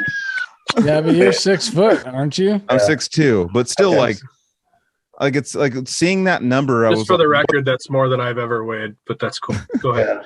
I'm 6'2", though, just like what Anthony said. You heard Anthony say that, right? I'm actually almost 6'3". So I was like, saw that and I was like, oh my God, I have to change this. Like, what's going on? I mean, it's like one of those like freak out moments. That's what it was. Like you at 6'3" and 250 is like me at 5'9" and 220, right? Like it's the same thing. God, so you're worse. I'm at your worst right now. So I know what Jered's talking about because I graduated at 225 and I'm 5'8". So I was a big boy when I graduated high school, dude. Yeah. So, there was a lot of factors. Like I didn't feel good. I wasn't sleeping good. My knees hurt. My back hurt. I was fucking shitting my brains out every fucking day, stuff like that. Right. And just overall unhealthy. So I just kind of decided that was the point of no return. Right. And I decided to change and just started working out, man. And it's been a couple years now. I've lost about 50 pounds overall. And then I probably gained about, I don't know, 10 or 15 back. Hopefully a lot of that's muscle. Did you make any changes in the kitchen? Yeah. So it's 80% of it's diet, right? The workouts. It is, dude. That's totally true. Yeah. But it's really the diet, man. Like I just, I basically eat super clean. I kind of track my macronutrients and calories. And then if I want to lose weight, I'm in a caloric deficit, right? And if I want to gain muscle, I'm in a caloric surplus, right? But it's always you still go back to the calorie count then, is what you're saying. Yeah. And I don't count it per se. I just kind of know what it is. Like I know that like my first meal is about 350 calories. My second meal is about 200 calories, stuff like that. And you kind of count it at first. What do you go like 6 times a day you're eating about? It depends. Yeah. So like today I ate 6 meals. Yeah. Today was 6 meals. Yeah. From Jesus. 7 a.m. to 7 p.m. That's really how you should be doing it, dude. Yep. Yeah. And I that's, know. for me, is the most successful way to do it. Like, and the only way I can do that consistently is by like prepping my meals. And, Yeah. you know, I mean, I'm the asshole that takes fucking Tupperware with them and shit like that. I'm that guy too, dude. So Especially when I'm. you guys eat for sustenance. You guys don't eat for pleasure, right? No, dude. Correct. See this. Well, he said I mean, correct. He said correct. Okay, That's me, though. this in turn, you can actually make meals that you're excited to eat, though, and you're still within your boundaries. Like, See, I haven't got there yet. Like, I'm just kind of a, you know, eggs, turkey bacon, oatmeal. It's all plain and stupid. And then I eat chicken and broccoli and yogurt and protein. Like that's so then water. my shit's got flair, dude, because my oatmeal's got chia seeds, it's got hemp seeds, it's got See? raisins, it's got fucking Raisins. couple Whoa, back off. mixed- Whoa, that's I too do a much. little berries, flavored cinnamon. protein powder. I throw that shit in about everything. Right. You just throw it on your steak. What it boils down to is diet, exercise, consistency, and Digestion. discipline, man. The That's Overall- diet thing is what like Sleep. has always been like fleeting me. It's always been like, it's like I've been pretty good like when I was like younger and being like, fuck it, like I want to change this fucking, I'm gonna turn the story around. It's all good. But I'm gonna work out 7 days or 6 days a week, 5 days a week, and like see like I'm way stronger. Like I'm benching like my 300 whatever that I want to bench and stuff, but like my body is not changing at all. Like it's like the diet thing was always like hovering over me, like as this like the one thing that I'm changing a little bit, and I'm like maybe adding more protein to my diet, but it would never be like this. Like, dude, this is the thing, dude. You got to do the complete change. You got to do it. I told you, dude. I could write you. I know. On the Mike Dolce shit, dude. Mike I know. Dolce, he yeah, trains it's definitely a bunch of lifestyle. fucking UFC fighters. He's literally their dietitian. Gets them down to the weight cuts. but I suck at cooking, and I'm fucking like shit that tastes good. So mix those two together. How do I fucking? Let me cook for you, bro. Come to my house. Let me cook for you. Once sick, dude. That'd be one meal, dude. Maybe I'll lose 50 pounds. No, a lot of I'll it show you that is it's possible. experimenting with different meals and stuff. Oh, for sure. I sit on fucking YouTube all day for when I should be working. And I started following a bunch of fucking bodybuilders and just checking out and scoping out all their meals. And I did the same thing. Like I fucking was at the gym 5 days a week for, I don't know, 3-4 months. I personally, I didn't see a change, but my wife was like, no, like you keep going, you dummy, you're doing it. And I'm like, I want Taco Bell, you know? Yeah. But that's it. Like I think about every lifting thing I did, I went up like 40 to 50 pounds. So I was getting way fucking stronger fast and eating a shit ton of protein. But I wasn't losing the belly. And what Jered did is the right way to fucking cut. It's the diet. The 80% diet thing is well, not even diet, but well, I mean diet, yeah. But the big thing is to fucking cut out all the fat and then rebuild the muscle. And I'm impatient. I just want to get fucking big now. And then I fucking go into a calorie surplus, and instead of getting big muscle, I fucking it goes right true. to the body. Dude, it's a long game. That's the dude. hard part, man. It's like It's a long game. People want instant results like myself, and they want to see it now. They want to see it in 2 months. They don't want to fucking see it in fucking a year. I say in the beginning, like weigh yourself once a week. Don't weigh yourself once a day, because there's days where you fluctuate, where you got like totally. a half a pound. Dude, that's so hard though, because you and want, that'll give you a shitty day because you're thinking about that being up. You're like, I'm doing all this work, and then I'm fucking this is happening. So I say once a week is only like one factor in the whole process, right? Like, I mean, I could weigh 185 pounds, but my bench press just went up by 40 pounds, right? So and I still have abs, right? So what's the, you know what I mean? Like you're gaining muscle while burning fat. It's like weight isn't. That would always be in the back of my head. I'd be like, dude, I'm up. Like, what the fuck? Like, I'm up 10 pounds, dude. Right. It's just kind of the way you're, you're programmed, right? To look at the weight or whatever, right?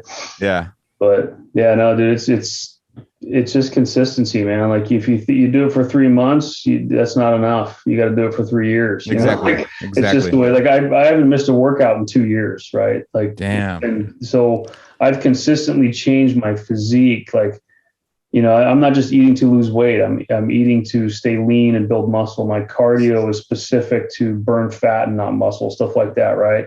But I also do like functional training and stuff like that. So what's a cheat day for you, and how often do those come about? Cheat days they're cheat meals. They're not cheat days, right? So there's a whole different shift, right? Like I can't just cheat for a day or I go for it's a 4-hour window for me when I'm I go 4-hour window. Yeah, 4-hour window. Every 10 days, dude. Minimum of 10 days. I have cheat years, dude. Yeah. So I have a cheat meal once a week. That's it. There you go. Yeah. And that seems like. What's your favorite one, dude? Yeah, what's your go-to? What's your go-to? I will rotate between like a Chipotle burrito. But I know it seems like that's the right thing to eat. Yeah, I was gonna say that's my eating healthy. Right? And then the other one is like I'll do like a pesto and sausage pizza or something like that, right? A sausage pizza? Yeah, but I'll put like pesto sauce on it or whatever because it's just like this weird craving. But yeah, but that's what people don't realize, man. Like they're thinking cheat meal, that's pizza and beer and French fries. It's like no, it's a Chipotle burrito. Like it's just, Jesus, that's like a little sour cream. I was like, dude, there's fucking salad in here. Right. But dude, once you get to a certain point, like once you obtain if you gave yourself 16 to 24 weeks or something like that, right? Yeah. What is that? 4 to 5 months? Give yourself 6 months and just crush your fucking goals for 6 months. You'll get there. And then you can kind of relax and you can have a fucking cheeseburger once or twice a week. You know what I mean? Then it becomes all decisions and which way are you going to skew? Yeah. Are you going to skew backward? The leaner you get and the better shape, the more muscle you have, stuff like that, the easier it is to kind of eat bad or intuitively, so to speak, right? Yeah. Mm-hmm. The real secret is you have to listen to Brutality is Law while you work out. your gains will go up. I was going to say do math to lose weight, but Brutality is Law would probably say it works too, yeah. I've definitely, Brutality for me is a gym album. I definitely if you listen to Brutality is Law, if I eat McDonald's, does it like make the calories go away? Unfortunately not. You just even it out, right? You just maintain, you'll stay the same, right? Yeah. If you look at that and the new Incinerate, then you'll lose some weight. Fuck yeah. That's like good information though, because it's always been like I've always like get kind of on the path and the path gets skewed maybe like 3 or 4 months later. And I'm the same way, dude. Like, and it's so my motivation goes away. Right. And it just becomes discipline. It just becomes part of my day. You have to fit it into your lifestyle. Like if you don't like getting up at 4 a.m, don't get up at 4 a.m. But also too, when you're in that mode, there's something that skews me because I'm definitely stoked in that mode. Like I'm stoked at waking up at 5 a.m. I'm stoked to get in there. Yeah, when you're in something that flow, like it's fucking awesome. And you're getting high off of your workouts and you're feeling fucking great in the morning, dude. That when you're stoked for the day and it's like it's only like 6:45, you're like, I'm gonna fucking murder this day. Exactly. I'm still more in the first 3 hours than anybody does all day, right? Fuck that. Yeah. No, but getting up at the 5 a.m. workouts, dude, where you get that rush. No, I was doing that for a long time. Yeah. I was doing that for a long time. No, I mean, you get in the mode, you're like, dude, I'm there. Let's fucking do it. You get there's excited. always one thing that always like kind of like, I mean, for me, like, like, I don't know, metal, stuff like that, alcohol, things. I think alcohol has actually been the biggest deterrent. It's the biggest culprit, dude. Biggest culprit of me being like, okay, well, I feel like shit this morning. Oh, well, my friends are in town from this place and I'm going to go do that. And then I feel shit again. I feel like shit again. Go have brunch, dude. And then like, oh, blah, blah. Oh, Cannibal's playing tomorrow. And then it's like one of those, it's like a span of like 5 events that like take me off my shit. And then I'm like, then I'll just wake up and be like, dude, the convenience thing is for me, like, especially with kids, because it's so easy to go to fucking Walmart and buy a bag of fucking whatever and throw it on the air fryer and go, here you go, kids, and totally. Or, I don't have that dollar excuse. Menu or whatever McDonald's, shit like that's the hardest. So like knowing that I'm going to spend my Sundays fucking cooking nothing but chicken and shit all fucking day to put into Tupperware, like again, it's you got to get that fucking routine, but it's so much harder. Yeah, and I would typically just integrate that into my lifestyle. Like if I'm cooking my chicken, I would just cook them chicken, right? Or I would, if I'm barbecuing them a steak, I would barbecue myself a steak, right? But there's also tons of times where like I'm eating my last meal of like ground turkey and broccoli and I'm cooking them waffles for dinner, right? Yeah. And I'm eating and they're eating, everything's good. But then I'm like, oh, that temptation's there. So I'll just fucking run upstairs and start playing video games or something, right? So you have to kind of battle that thing that takes you off track, right? You know what's trip is that I never had the temptation when that happened, because you get your picky kids and you eat the certain whatever at that time, but you're in your zone. I actually would always feel guilt, like, oh dude, look what I'm doing. Anthony's got a gene that I don't understand. Anthony will show up and just be all fat one time and be like, yeah, I'm fat, dude, and just be like, I'm gonna eat clean for like 3 months, and he just like, I see him next time and he's like all thin and like he like dude, fluctuates like fuck, dude. It's crazy. I graduated high school at fucking, I was called Ethiopian kid in high school, or Bones. I was fucking beyond like rail skinny. And I was that way till probably mid-20s when I lived off nothing but fast food and alcohol. But I was still like, 30s. I could fucking drop the weight, no fucking problem. Just couple weeks in the gym or whatever. Not even that, just fucking, all right, I'm gonna cook at home instead of eating all the shit. But dude, once you hit 40, it is a new fucking ball game. Fuck, 40's coming up. I'm gonna be 290 at 40, dude. If I don't, No, after this conversation, you're gonna creep the other way. Like Jered said, like when COVID hit, let's set 40 weight goals right now, dude. I'm 37. Okay. All right, it's November 18th. 2021. By next year, I'm gonna be 290. 290. No, I'm saying 40. What do you want to be at 40, dude? At 40, under 15% body fat. Who gives a fuck how much you weigh? Exactly. Jared's already like, fuck that, dude. Exactly. 15% is, that's a big goal. That isn't. Right, you can't. I think I have 15%. You can't sleep on that goal. I have 15% of my body fat and like one of my tits. Right. Like. Right. Just one of my man boobs. Yeah, 15%. Like you're gonna have like visible abs, but you can still have a cheeseburger once in a while. Yeah. That's exactly what 15% That's a comfortable right? place. And getting visible abs is a fucking feat, bro. It's I've only had that a few times in my life, and it's not right now. Yeah, it's not right now. I mean, I have visible stomach, Right. It's a visible belly. It's a visible dad bottom. Let's just say my belly button collects a little more lint than it used to for right now, So, dudes, I know that somebody has a job interview tomorrow. So. Oh, yeah. And, Casey's got a job. Tomorrow. I got to fly out at 5:30 in the morning tomorrow. Sick, bro. Calling sick to your job interview.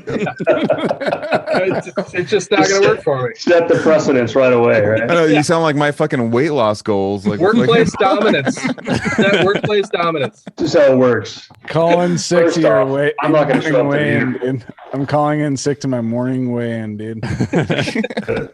But dudes, thank you guys so much for coming on. Dude, obviously, we're gonna hang out a little bit after we finish recording, but this was super fun chilling with you guys. Fuck yeah, dude! I appreciate this whole thing, man. I mean, Jesse and Jered, like as far as like Jesse, like hanging out in Minnesota back in like the bloodletting days, and Jered, like your fucking influence on me as a kid, man, it's huge, man. I really appreciate both of you guys.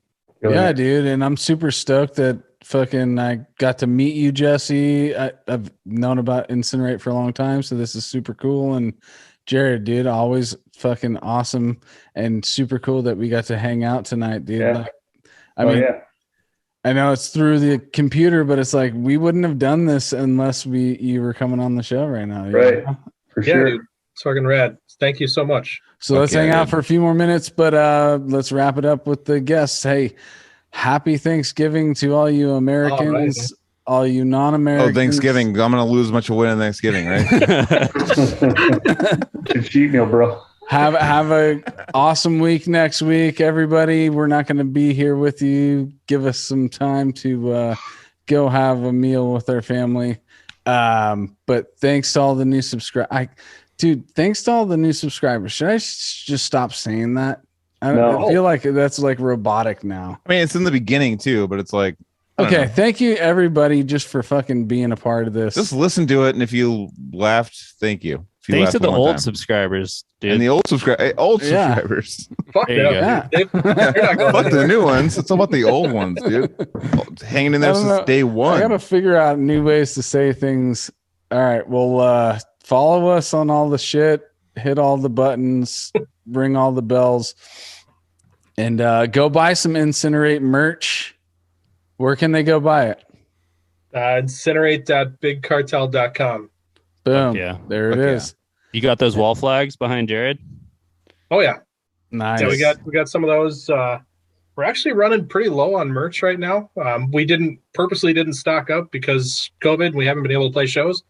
We're working on a big 2-week tour right now. So we got some new artwork from Triple Six Designs. Yeah. Got some new shit coming, and I'm fucking super stoked on it. John Zig has done some amazing work for us.